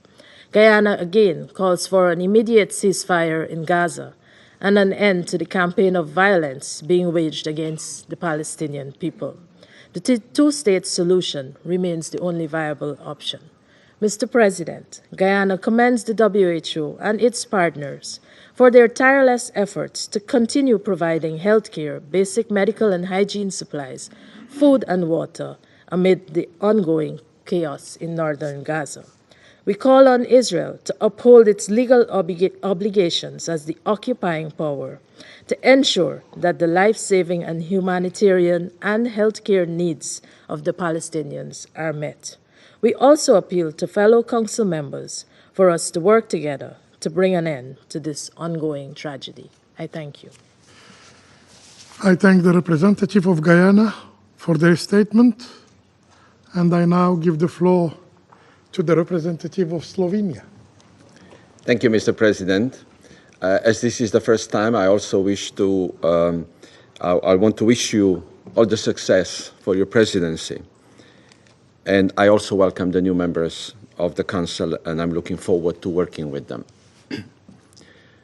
I thank the President for convening this meeting today, and I also want to thank the briefers for their presentations. It is very appropriate to start New Year with today's briefings as a way of reality check for the Council. Colleagues, briefings of the Security Council are not an end in itself. They have a purpose: for the Security Council to reflect on the facts heard, to establish how much they threaten peace, security, and well-being of civilian population, and to take action accordingly. Last year, we spent many hours discussing the catastrophic situation in Gaza. Each of the briefings was more devastating, more brutal, more apocalyptic. We learned that the health community in Gaza coined a new term: wounded child, no surviving family. We were briefed about doctors performing amputations without anesthesia, including on children. We discussed the heartbreaking phone calls between emergency call operators and 6-year-old Hind, later found dead, together with paramedics. We had no lack of established facts about the situation on the ground. We spent many more hours, days, weeks, months trying to find a united Council voice, too many times without success for proper Council's action. We start this year with news of babies arriving to hospital dead on arrival. They froze to death. The message from Dr. Haj Hassan, the messages from Haj Hassan are touching us all, but they should not come as a surprise. What each of these briefings keeps telling us is that everything needed to sustain human life is under attack in Gaza. The hands of the Security Council seem to be tied, but these briefings and SOS messages are a reminder of why we cannot give up and need to keep trying for this Council to live up to its name and its responsibilities. Mr. President, Slovenia underlines that Israel, as the occupying power, has the legal responsibility to ensure and maintain the provision of medical services, public health, and hygiene. We are therefore appalled by the findings of the OHCHR report on the attacks on hospitals during the escalation of hostilities in Gaza. While we followed numerous attacks on and operations in major healthcare facilities, the report, as well as the High Commissioner Turk today, highlight a pattern of similar attacks on hospitals by the IDF. It also addresses allegations regarding violations of protected status of hospitals and medical personnel. We are appalled that trauma injuries have not received life-saving assistance, that risks of preventable maternal and child mortality have grown, and access to chronic disease treatments has been lost. Infrastructure vital to public health, including the entire water and sanitation system, have been systematically dismantled, as confirmed today also by the WHO representative for occupied territory, Dr. Pieperkorn. Medical evacuations have been restricted, and so have the essential medical supplies and basic items. Hospitals have been sieged, medical workers attacked, many losing their lives while saving others. The work of UNRWA, the main provider of healthcare services in Gaza, has been challenged, and the list goes on. Now the director of the Kamal Advan Hospital is detained after months of repeated attacks and last week's raid, which rendered the hospital out of service and patients left for themselves. We call for his release. We call for ICRC to get access to the detainees in Israeli detention centers, as well as for ensuring that hospitals in North Gaza can become functional again. We also continue calling for immediate release of hostages. We are deeply alarmed over the information about an attempted suicide. Polio vaccination campaigns showed that there is a way when there is a collective will, but there doesn't seem to be a will of the occupying power to save civilians in Gaza. On the contrary, with a sense of impunity for their continuous destruction of Gaza, there doesn't seem to be any humanity left in Gaza, neither for Palestinians nor for hostages. Mr. President, hospitals are not and should not be a battleground. It is against the law. We underline the moral and legal imperative of respecting the protected status of hospitals, the wounded and sick, the medical staff and their means of transport and equipment. In this regard, we deplore violations and call for full respect of international law, including Security Council resolutions. They must be actively protected and never attacked, nor used for military purposes. Already in October 23, Slovenia called for independent, full, prompt, and effective investigation of the attack on Al-Ahli Hospital. Today, we support High Commissioner Turk's call for independent, credible, and transparent investigations of the attacks and incidents on healthcare, including during hospital sieges, leading to full accountability. There is no convincing argument for this war on Palestinians in Gaza to continue. We continue to call for implementation of all Security Council resolutions. We call for unconditional release of all hostages, and we call for immediate and unconditional ceasefire.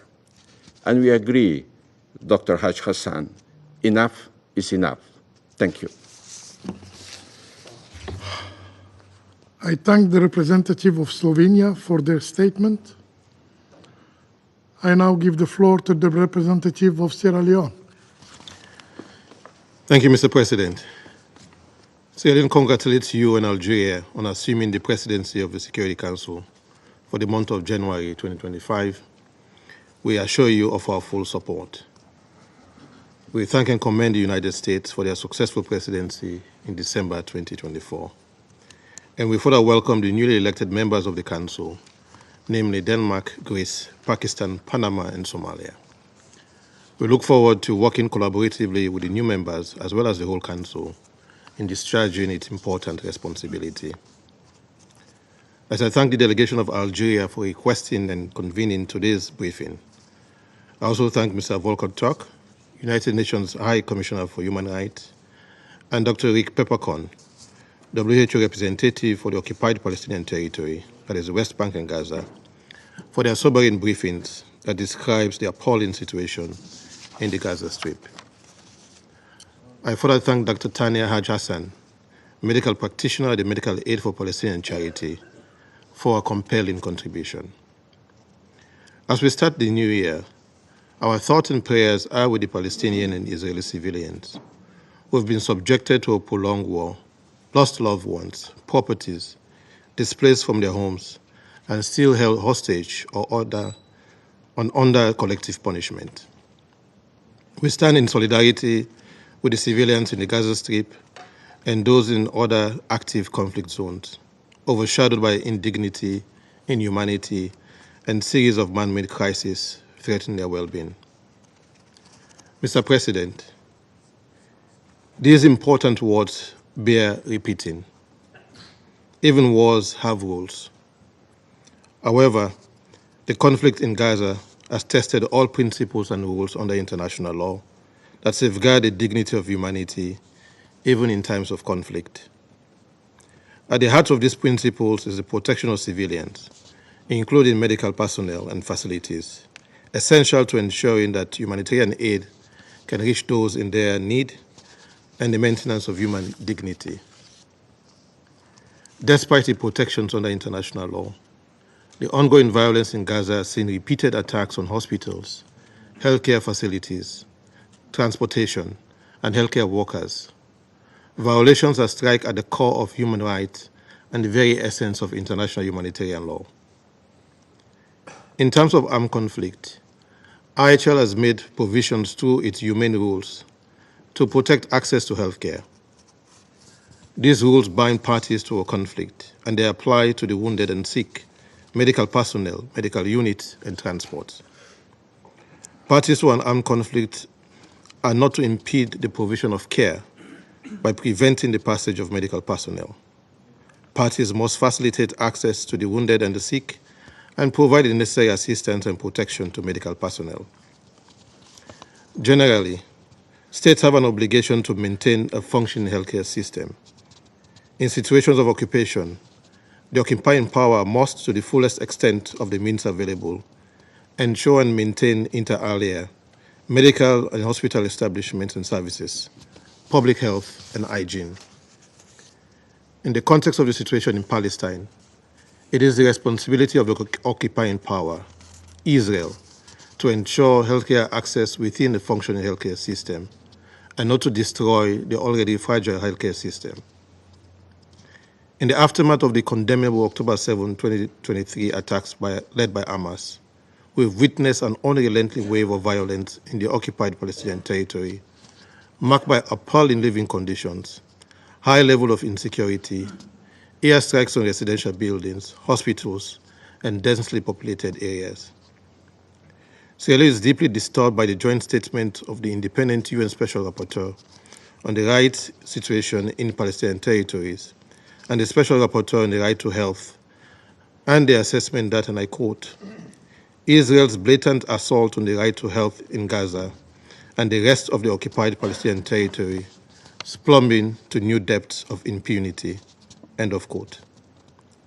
Similar to the briefing by the WHO representative, the most recent updates from the UN and its humanitarian partners highlight the critical status of the health situation in the Gaza Strip, as hospitals have been struck, health workers been killed and or detained, as well as the unavailability of medical supplies to treat the injured and ill patients. The attacks on and around hospitals have pushed the healthcare system to the brink of collapse, as over 85% of the healthcare facilities remain non-operational. Recent raids around the Kamal Adwan Hospital, one of the major health facilities in the north, have forced the facility out of service. Health experts have projected that if care is not taken sooner than anyone can imagine, the death from diseases will surpass those from airstrikes, as civilians live in unsanitary conditions, characterized by the accumulation of solid waste, sewage overflow, and exposure to intense weather conditions without appropriate shelter and proper sanitary facilities. We deeply regret to hear about the deaths of babies and other civilians due to the poor housing and severe weather conditions. This appalling situation being inflicted on the Palestinians can be irreparable, and it is an outright violation of the dignity and human rights of the Palestinian people. As we reflect on the over 45,541 Palestinians killed and 108,338 injured so far in the Gaza Strip, we again urge the conflicting parties to cease all attacks on civilians and civilian infrastructure. Avoid any further action that could claim more lives and cause more injuries. Any circumstances that will lead to deliberate killings of civilians must be avoided at all costs, and we call on the conflicting parties to respect and uphold the rights of all people to life, dignity, food, and water, the bare minimum required for human existence. Mr. President, as we have heard from the Human Rights Commissioner Turk, international law, particularly the Geneva Conventions and the additional protocols, unequivocally prohibits the targeting of medical personnel and medical facilities in armed conflict.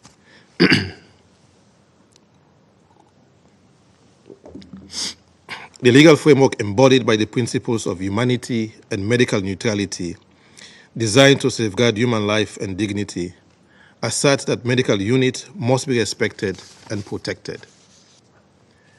Medical personnel, symbolized by the director and the medical team of the Kamal Adwan Hospital, should be allowed to perform their duties without interference and be protected from attack, while medical facilities are to be safeguarded.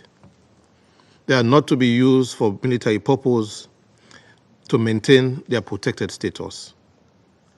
The systemic exploitation of medical facilities by all sides must stop. It must be clear to all states and non-state actors that international law prohibits attacks and threats against the wounded and the sick, medical personnel or humanitarian personnel, exclusively engaged in medical duties, their means of transportation and equipment, as well as hospitals and other medical facilities. As a matter of fact, this Security Council has repeatedly reinforced the need for strict adherence to these principles. In Resolution 2286, this Council condemned the targeting of medical personnel and facilities, calling for the protection of medical workers and unhindered access to healthcare in conflict zones. This Council has demanded that all parties to armed conflict must comply fully with their obligations under international law, including international humanitarian law, as applicable, in particularly their obligations under the Geneva Conventions and their additional protocols. This Council has also demanded that all parties to armed conflict facilitate safe and unimpeded passage for medical and humanitarian personnel. Resolution 2286, adopted by this Council, also emphasized the critical need to hold accountable those responsible for violating IHL and to ensure that medical personnel can operate freely and safely. In this regard, we recall the provisions of the Rome Statute of the International Criminal Court on the prohibition of intentional attacks on hospitals and places where the sick and the wounded are collected, as well as medical units. The international community, including the United Nations and this Council, must call for and hold accountable those responsible for these violations and take immediate steps to ensure the safety and security of medical personnel and the preservation of healthcare infrastructure in conflict zones like Gaza. It is imperative that all parties involved in the conflict adhere to their legal obligations and respect the sanctity of healthcare in times of war. Let me close, Mr. President, with the words of the WHO Director General, Dr. Tedros Ghebreyesus. The best medicine is peace. The longer we allow this war to persist, the greater the cost.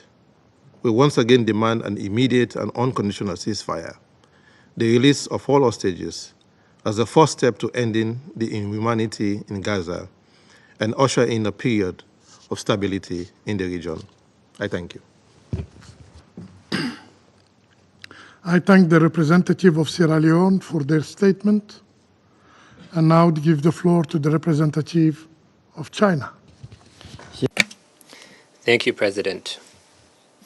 At the outset, I congratulate Algeria on assuming the presidency of the Security Council for this month.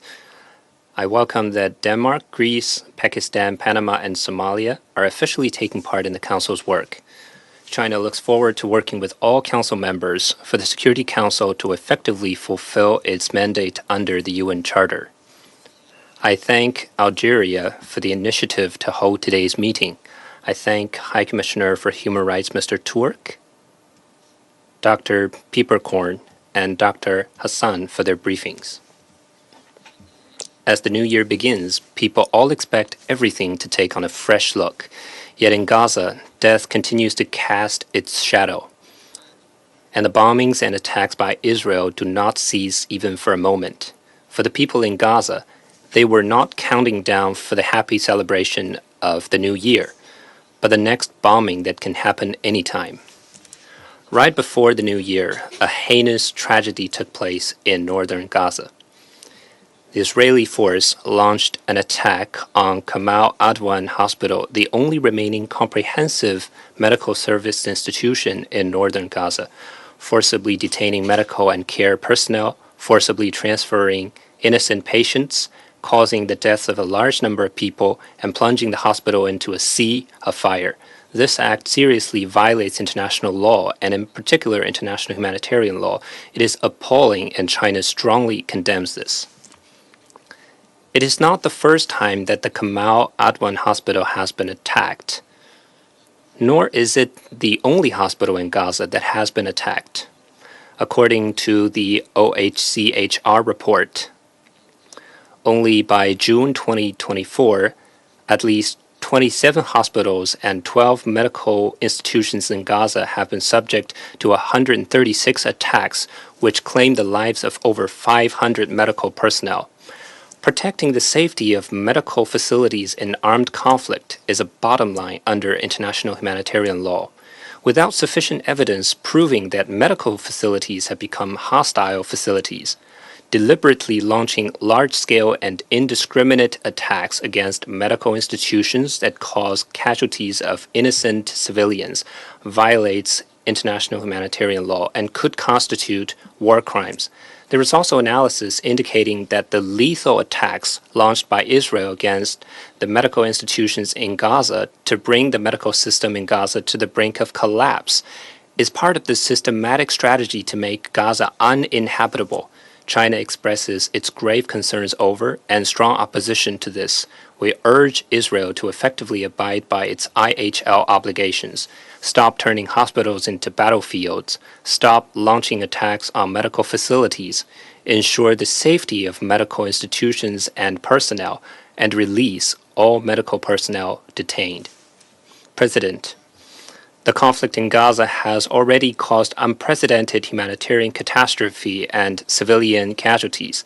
As the conflict enters its 15th month and comes to the beginning of 2025, ending the conflict and restoring peace remain the most pressing matter, and a duty whose fulfillment has been delayed by the Security Council for too long.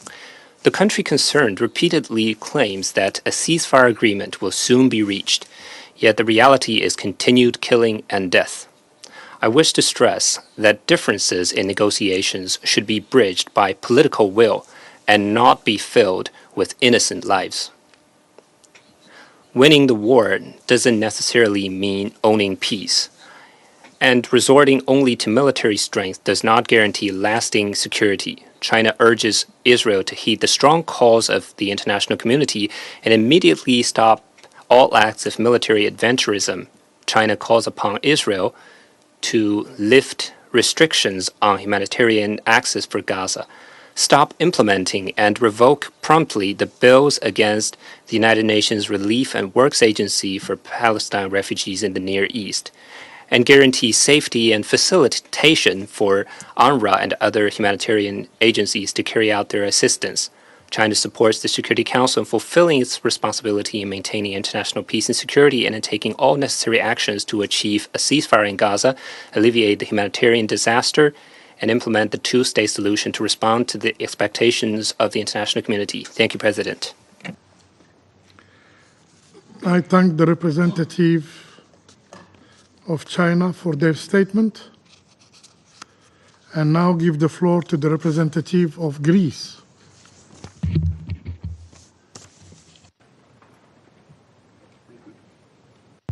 Thank you, Mr. President. First, let me congratulate you on assuming your duties and wish you a very productive presidency, and I will thank colleagues of fellow member states for welcoming us in the Security Council. I would also like to thank UN High Commissioner for Human Rights, Mr. Volker Turk, WHO Representative Dr. Rick Pieperkorn, and Dr. Tanya Haj Hassan for the detailed yet sobering briefings. The participation here sheds valuable insight on the issue at hand. Mr. President, it has been 14 enormously difficult months for the people of Gaza. Our distinguished briefers today, and those who have preceded them in this chamber over the past year, have tried to describe a situation in the Gaza Strip almost beyond comprehension. This is a grave situation that has been in a downward spiral for the past year, while the recent attacks on hospitals have pushed an already inadequate health system to the brink of total collapse. Greece is extremely concerned that after more than a year of ongoing conflict in Gaza, an end to the human suffering remains elusive. While we recognize Israel's rights to self-defense and the shock that the Israeli society has been through following the death of 1,200 citizens and the continuous captivity of 100 hostages for 14 months, we have to remind ourselves but when all else fails, international law and international humanitarian law is a compass to our humanity. We joined our fellow member states in calling for full respect to the provision of international humanitarian law, the compass and the framework for all operations in Gaza. IHL tell us that hospitals should not be used improperly for any military use, nor any operation against those facilities be made under vague allegations. The destruction of the healthcare system, in combination with the killing of patients, humanitarian workers, medical staff and other civilians, constitutes severe violations of international humanitarian and human rights law. Mr. President, the suffering and dehumanization of civilians must come to an end. All crossings should be open for aid delivery, and sanctuaries should be protected and not turned into death traps for those who were forced to flee. At the same time, it is important that for the humanitarian aid to be delivered without being pillaged by criminal elements ravaging the area. UNRWA's operation remains vital for the civilian population. Mr. President, the current humanitarian crisis in the Gaza Strip cannot be dealt without dialogue and diplomacy.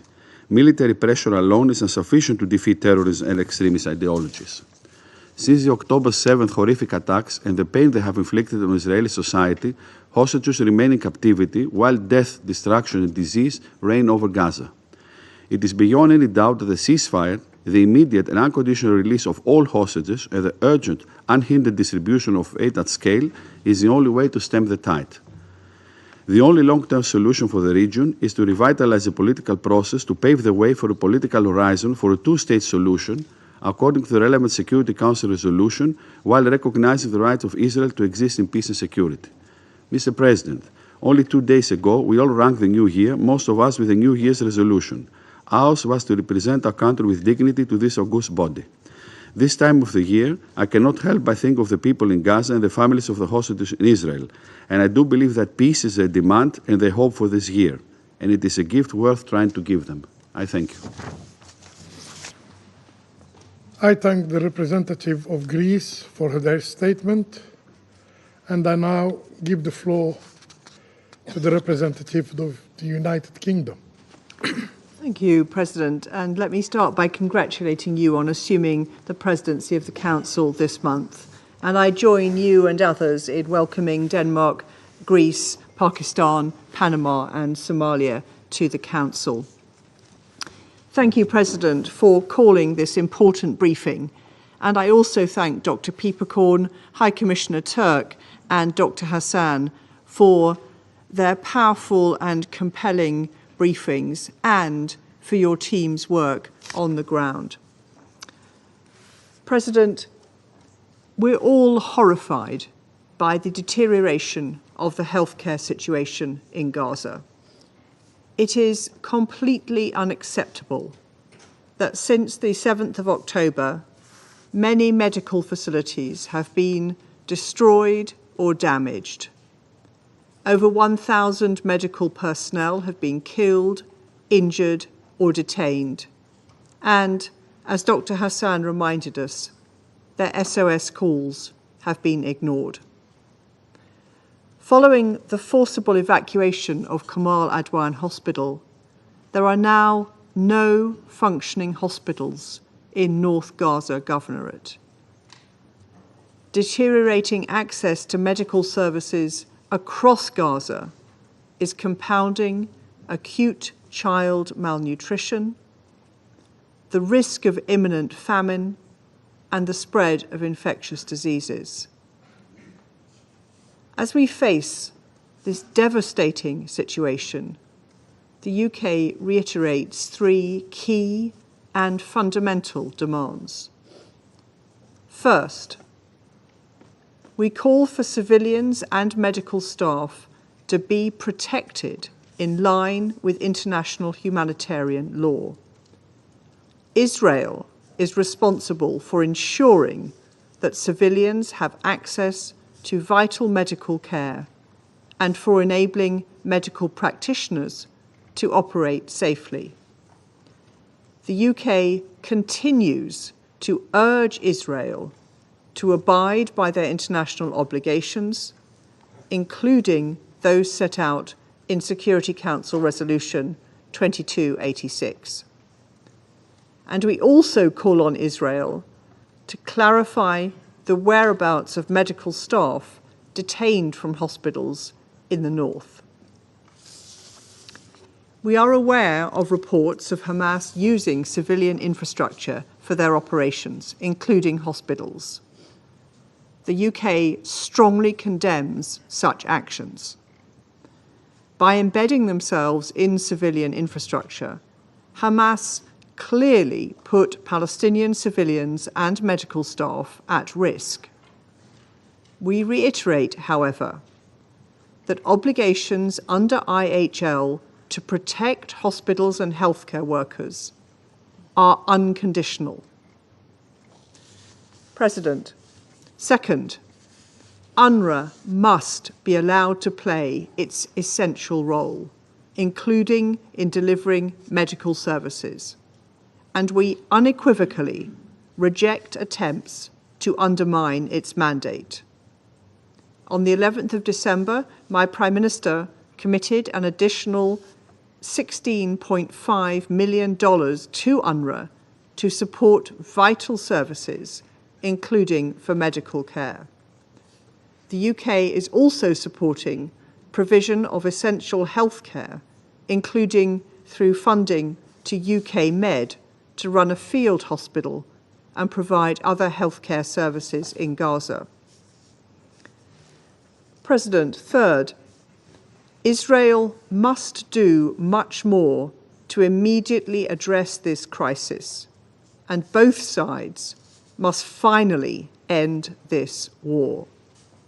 The UK will keep pushing for an immediate ceasefire, the release of all hostages cruelly detained by Hamas, for the better protection of civilians, for more aid consistently entering Gaza, and for a path to long-term peace and stability.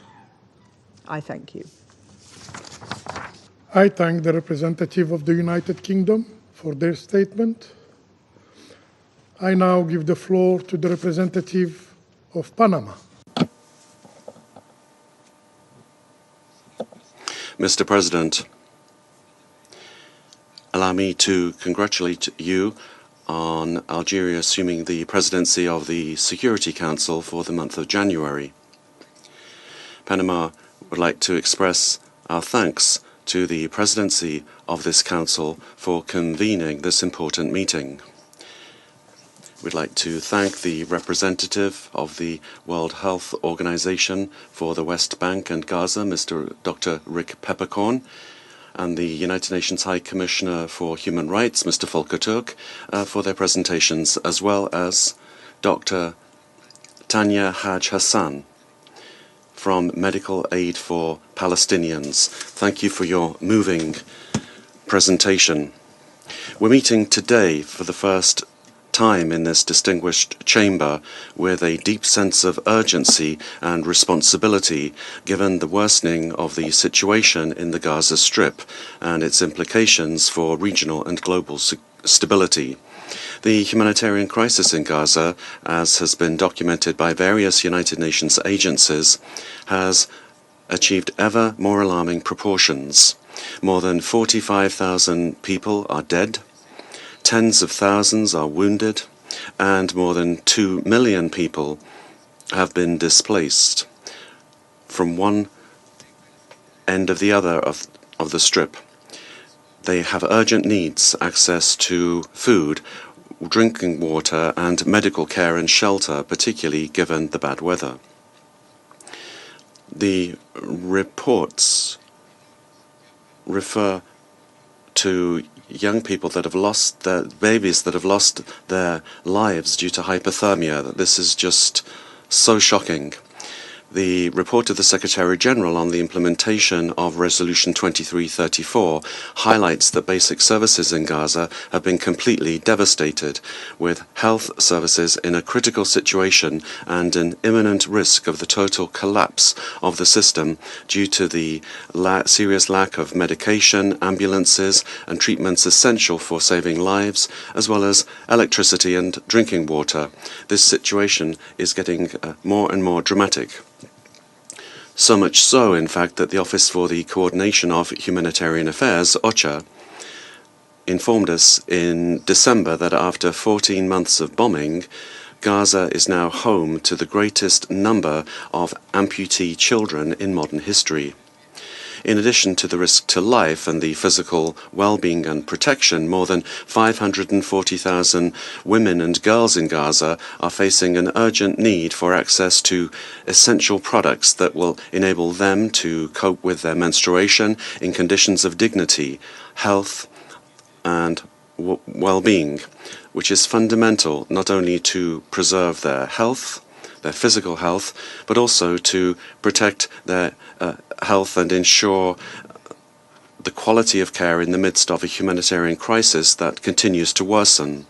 We express our concern at the fact that the hospitals and healthcare workers, schools and UN installations and other protected areas continue to be attacked in the armed conflict, which is hindering the provision of essential services and the provision of humanitarian aid to the Palestinian population, which, according to the Director General of the WHO, he said that hospitals have been converted once again into battlefields. We express our solidarity with the Director of the WHO, Dr. Tedros Adhanom Ghebreyesus, who was a victim of an attack in Yemen, where he was risking his life to protect the freedom of United Nations officials and other civilians. We robustly reject attacks against humanitarian assistance workers and UN staff. These attacks are unjustified. These people are risking their lives working in extremely difficult conditions to ensure that they provide care to those that need it. These actions, these acts of attack are unacceptable. We're also very much concerned about the information contained in the briefings, and we reaffirm that the protection of hospitals in wartime is essential, and they of course should not be used for military purposes, but their protection is essential, and this must be guaranteed and respected by all parties at all times. Panama insists on the urgent need to keep the crossing points open in order to facilitate the flow of vital humanitarian assistance in an unhindered manner, including medical and health care. And we would remind all parties of their obligation to ensure that this aid directly reaches the civilians that need it in accordance with the provisions of the resolutions adopted by this Council. And following the unjustified attacks of Hamas against Israeli civilians on that awful 7th of October, and their insistence on attacking Israeli territory and its population, this is counterproductive, and we don't understand the strategy of Hamas in refusing to release the Israeli hostages that it is keeping in captivity and that it should never have taken in the first place, without showing any political will for finding realistic political conditions to achieve an agreement that would put an end to the cycle of violence. This is just suicidal. Suicide means taking away your own life, however, but in Gaza, Hamas, what it's doing is of international law and international humanitarian law. Thank you.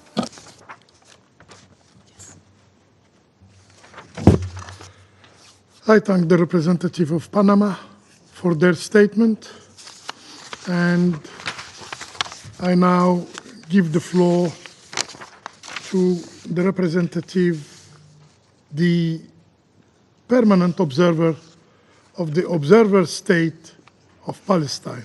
You have the floor, sir.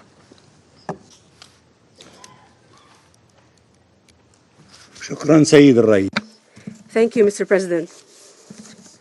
Allow me at the outset to congratulate the Brotherly Republic of Algeria on assuming the presidency of the Security Council for this month. We wish you every success. I would like to thank you for your tireless international effort in defense of the Palestinian people and its just cause, especially in light of the continued colonial Israeli illegal occupation and the continued massacres by this Israeli occupation against our civilians. We have learned from your experience, Mr. President, and from your glorious Algerian revolution and from the experiences of peoples under the brunt of colonization and occupation, a testament of history that occupation and colonization are bound to end and that freedom and independence is not just wishful thinking, it will be a reality no matter how long it takes. We have ended the year 2024 with Palestine, and we start the year of 2025 with Palestine under the presidency of Algeria, and this is quite normal.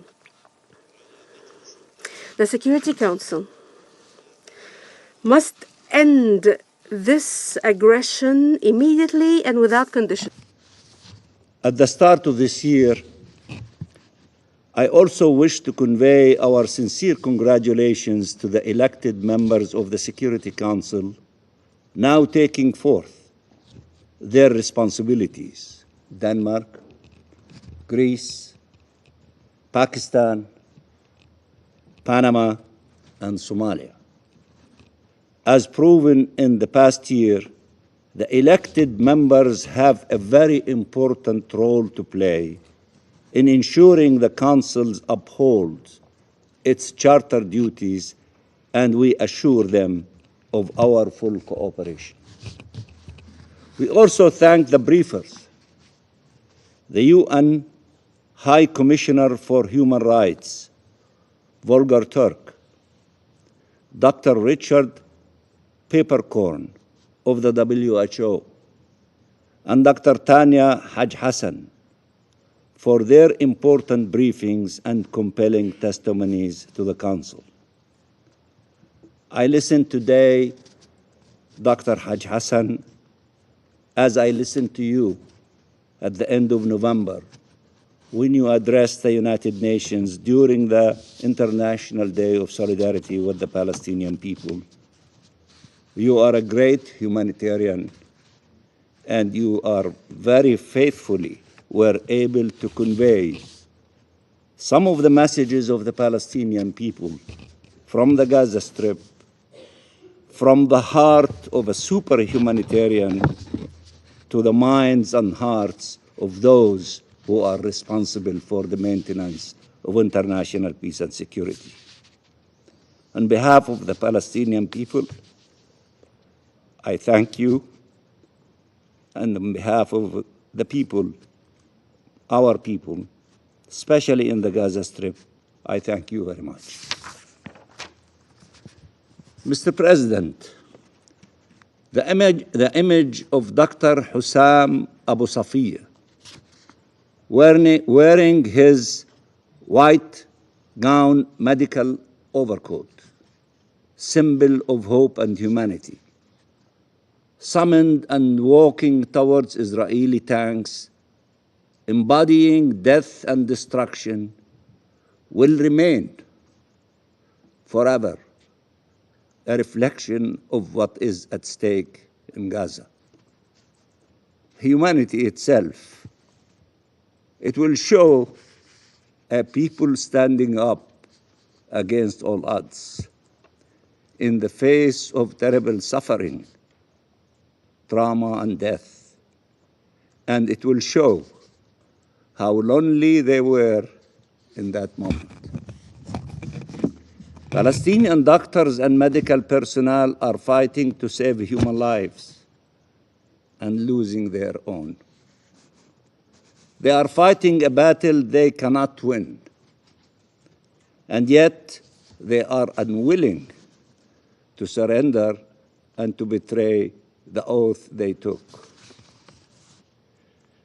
They are trying to save lives while hospitals are under attack, while medical personnel are, together with their patients and people seeking shelter, besieged and killed, while buildings and works, even for mothers and newborn babies, are being destroyed, while access to medicine is being denied, while electricity is cut, while starvation is imposed, and while they know that the people they are trying to heal will most probably die, and that they, the doctors, will be held responsible by Israel for the ultimate crime of trying to preserve life in Gaza, and will be detained, tortured, and even killed. And yet, they continue trying. Dr. Mahmoud Abu Nujila, who was killed in an Israeli airstrike on Al-Auda hospital, wrote a message many months ago on a whiteboard in the hospital normally used for planning surgeries. And I quote him, whoever stays until the end will tell the story.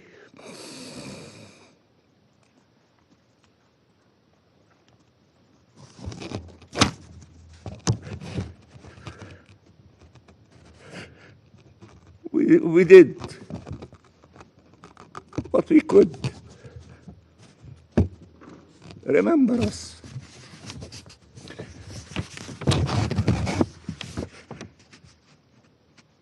Remember us. We owe them more than remembrance.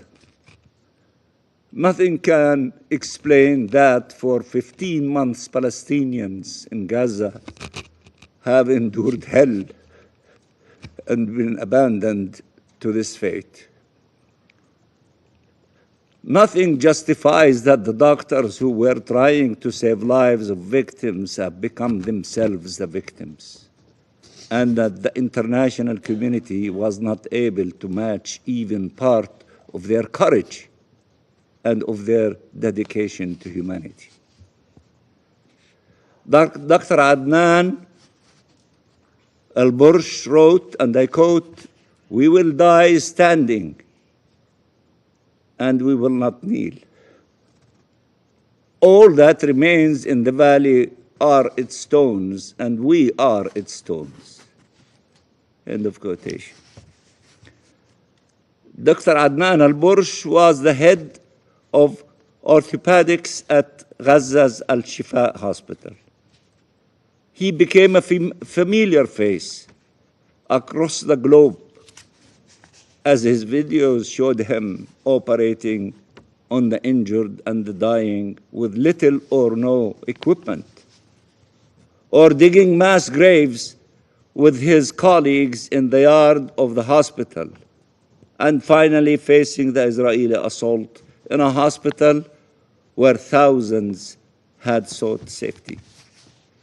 The Israeli army ordered Al-Shifa, its patients, staff, and approximately 50,000 displaced people sheltering in the compound to evacuate before setting the hospital on fire. Instead of fleeing, Dr. Al-Bursh made his way to the Indonesian hospital in northern Gaza, where he worked until that too came under fire in November.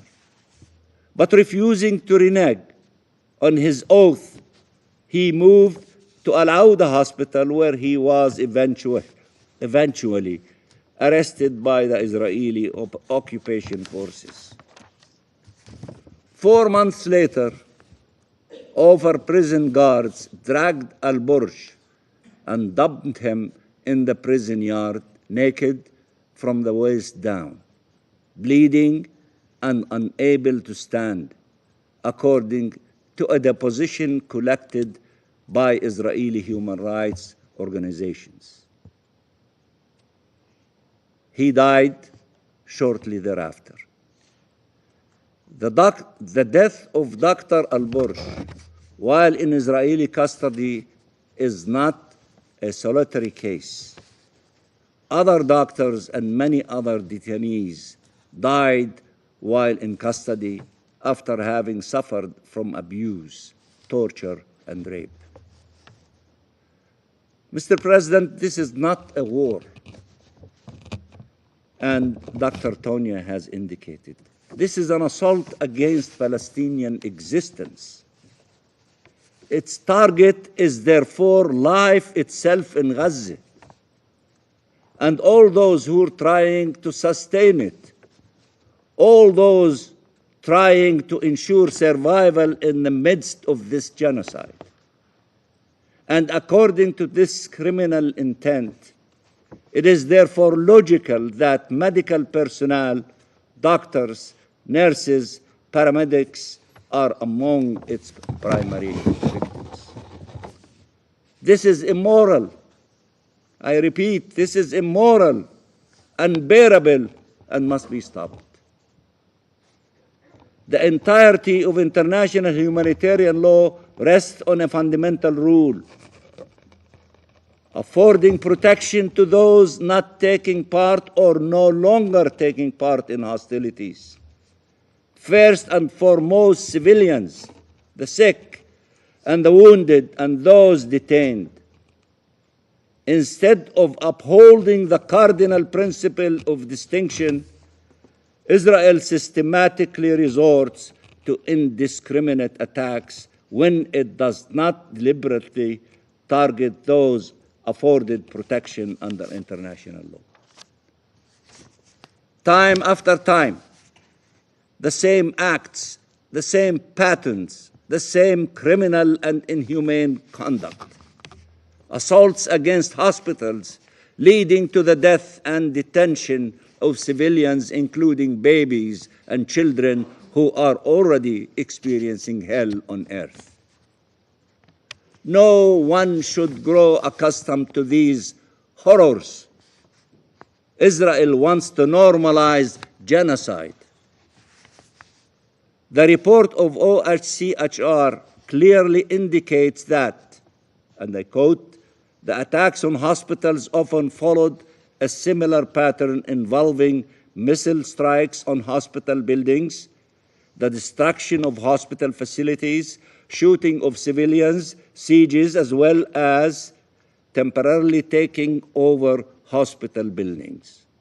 End of quotation. And this is without addressing, again, and I quote, the many cases of arbitrary detention, enforced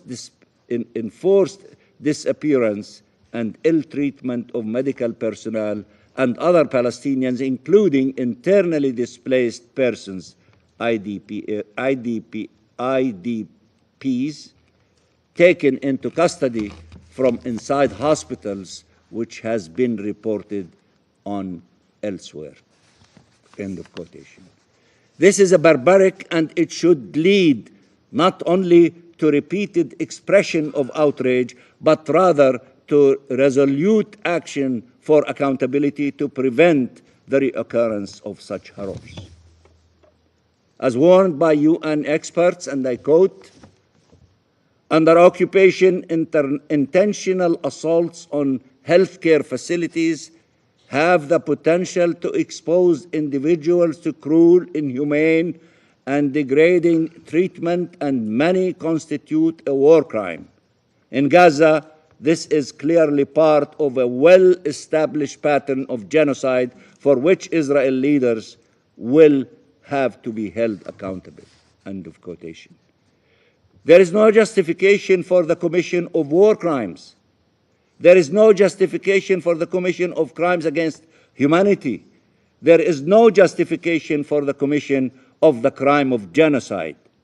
No justification whatsoever. The ICJ provisional measures, orders aimed at preserving the right of the Palestinian people to be protected from acts of genocide, have not only been disregarded by Israel, they have been blatantly breached, materializing the risk instead of addressing it. Mr. President, Israeli action can only be understood in the context of the real goals of this war.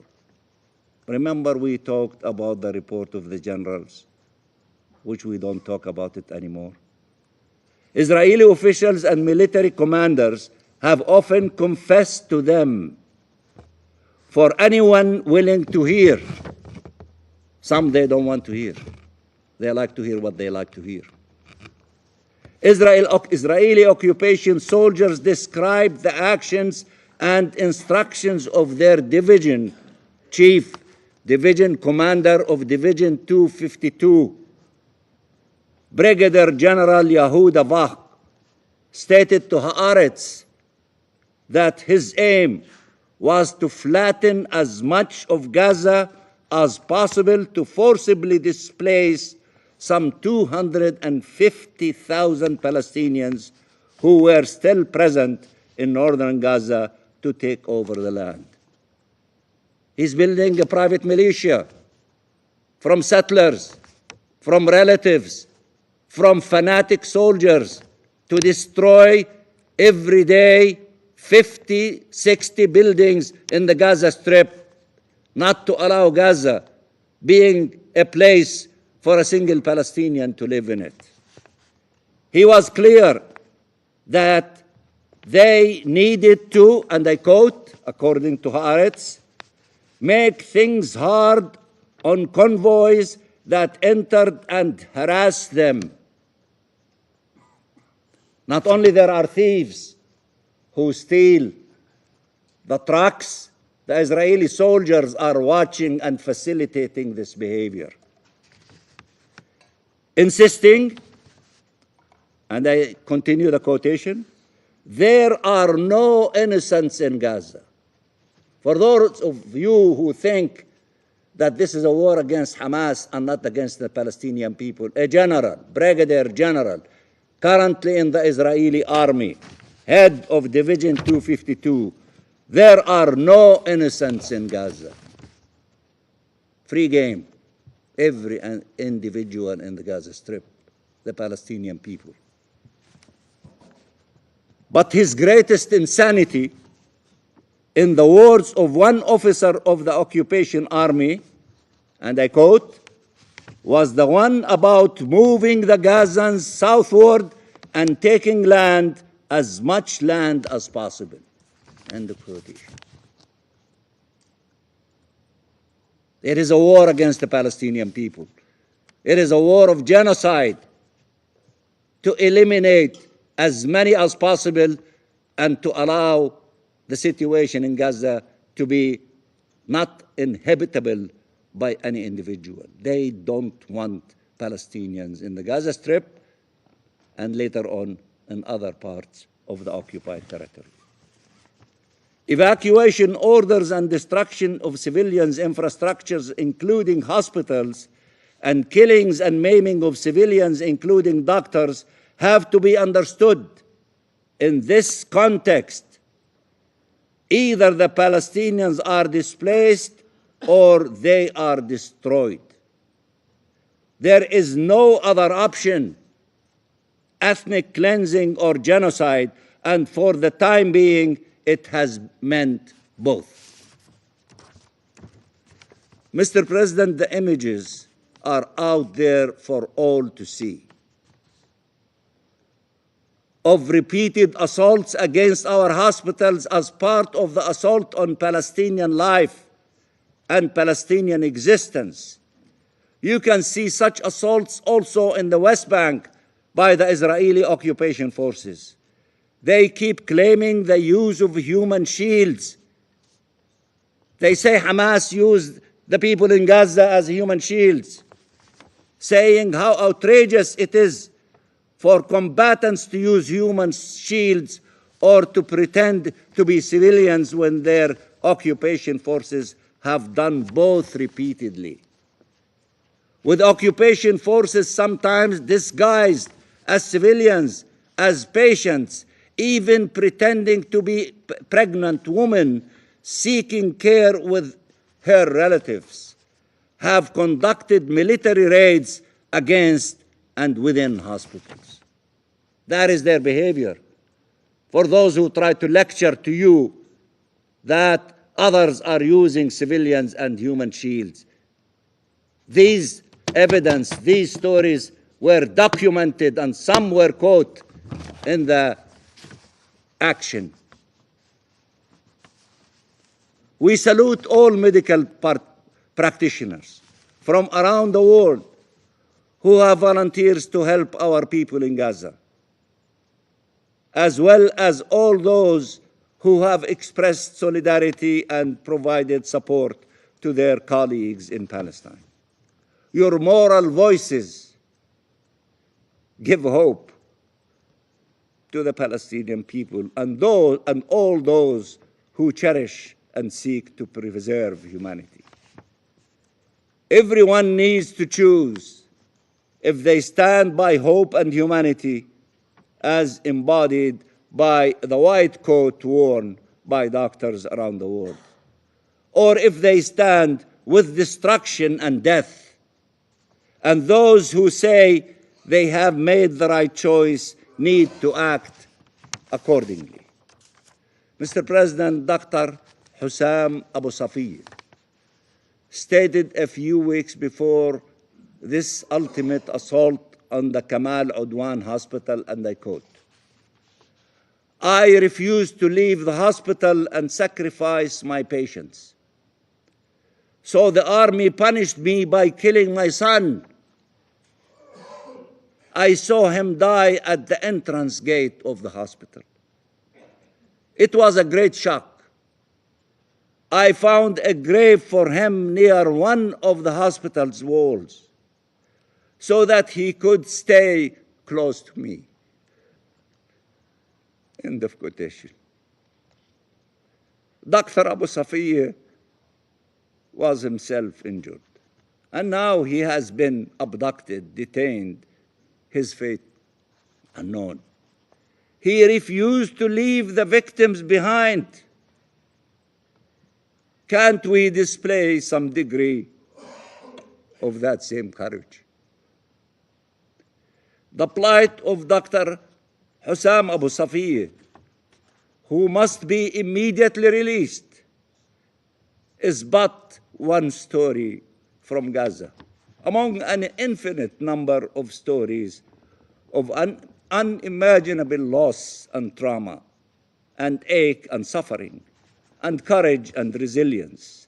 A story of a people who, while receiving solidarity of peoples and countries around the world, feel abandoned to a terrible fate, enduring a never-ending hell.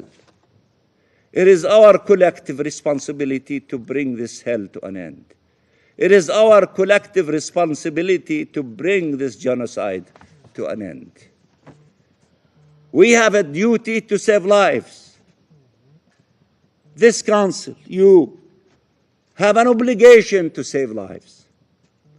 Palestinian doctors and medical personnel took that mission to heart at the peril of their lives.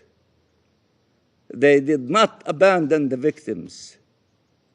Do not abandon them. End Israeli impunity. End the genocide. End this aggression immediately and unconditionally now. And I thank you, Mr. President. I thank the permanent observer of the Observer State of Palestine for their statement. The Presidency of the Security Council will now give the floor to the representative of Israel. Mr. President, the Middle East stands today at a critical juncture. With continued Houthi attacks against civilians in Israel and in the Red Sea, Syria's precarious position following the fall of the brutal Assad regime, the ongoing firing of rockets by Hamas, again just yesterday at Be'eri, where Israeli civilians were massacred on the 7th of October 2023, and 100 hostages still being held captive by Hamas terrorists. The Presidency called for an emergency session today, not to deal with these threats and challenges, and not to condemn terrorists blatantly violating international law, by exploiting hospitals as the basis of military activity. Such actions negatively impact the credibility of the Council and the international system. Hospitals are meant to be sanctuaries of care and compassion. Yet Hamas has transformed them into tools for terror, exploiting their sanctity to shield its murderous aims and wage war against civilians. This is not an isolated tactic or an act of desperation. This is a deliberate and systematic strategy, a cornerstone of Hamas's operational doctrine, their modus operandi. Though we have known this for many years, the past 15 months have exposed the depth of Hamas's depravity. In November 2023, IDF troops exposed a 55-meter-long terror tunnel, 10 meters deep underneath the Shifa hospital complex, along with massive caches of weapons throughout the tunnel and the hospital. In that same month, at the Indonesian hospital, IDF forces identified a white Toyota truck used during the massacre of October 7th, located within the hospital compound. Additionally, a vehicle with an Israeli license plate and bloodstains, later linked to a hostage, was found in the hospital area. In February 2024, the IDF uncovered a network of terror tunnels connecting the Turkish hospital in Gaza City to nearby operational facilities. These tunnels allowed Hamas operatives to move weapons and personnel discreetly, all the while exposing and exploiting the civilian infrastructure of the hospital. In March 2024, the IDF revealed dozens of weapons, millions of dollars in blood money, and hundreds of operatives once again inside Shifa Hospital. We found further video footage proving that Hamas took hostages to Al-Shifa following the October 7th attack, and that the hostage Noah Marciano was murdered by a Hamas terrorist within the hospital walls. Just 4 days ago, on December 30th, Hamas operatives were caught on camera planting explosives a mere 45 meters from the Indonesian hospital in northern Gaza. And now, Kamal Adwan Hospital has become the latest site exploited by Hamas, a grim addition to their well-documented and public history of abusing civilian infrastructure. This Council must confront this undeniable reality. Hamas does not respect the sanctity of hospitals, schools, or places of worship. It uses them to protect its terrorists, store its weapons, and launch its attacks. It uses civilian population as human shields, playing on the instinct to protect the vulnerable.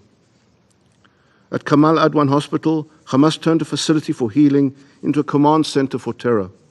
Since October 2024, following an IDF operation in the area, Hamas entrenched itself in the hospital, embedding its military infrastructure and operational hubs within its walls. Despite repeated calls by Israel to cease the unlawful military use of the hospital since the start of the operation in October, these warnings were again ignored and disregarded. This week's precise operation by the IDF revealed the extent of Hamas's abuse of the facility. Over 240 terrorists were apprehended, including 15 who participated in the October 7th massacre, the darkest day in Israel's modern history, where over 1,200 lives were brutally taken by the terrorists. Among those apprehended was the hospital director himself, who is suspected of being a Hamas operative, as hundreds of Hamas and Islamic Jihad terrorists were hiding inside the Kamal Adwan hospital under his management. He is currently being investigated by Israeli security forces.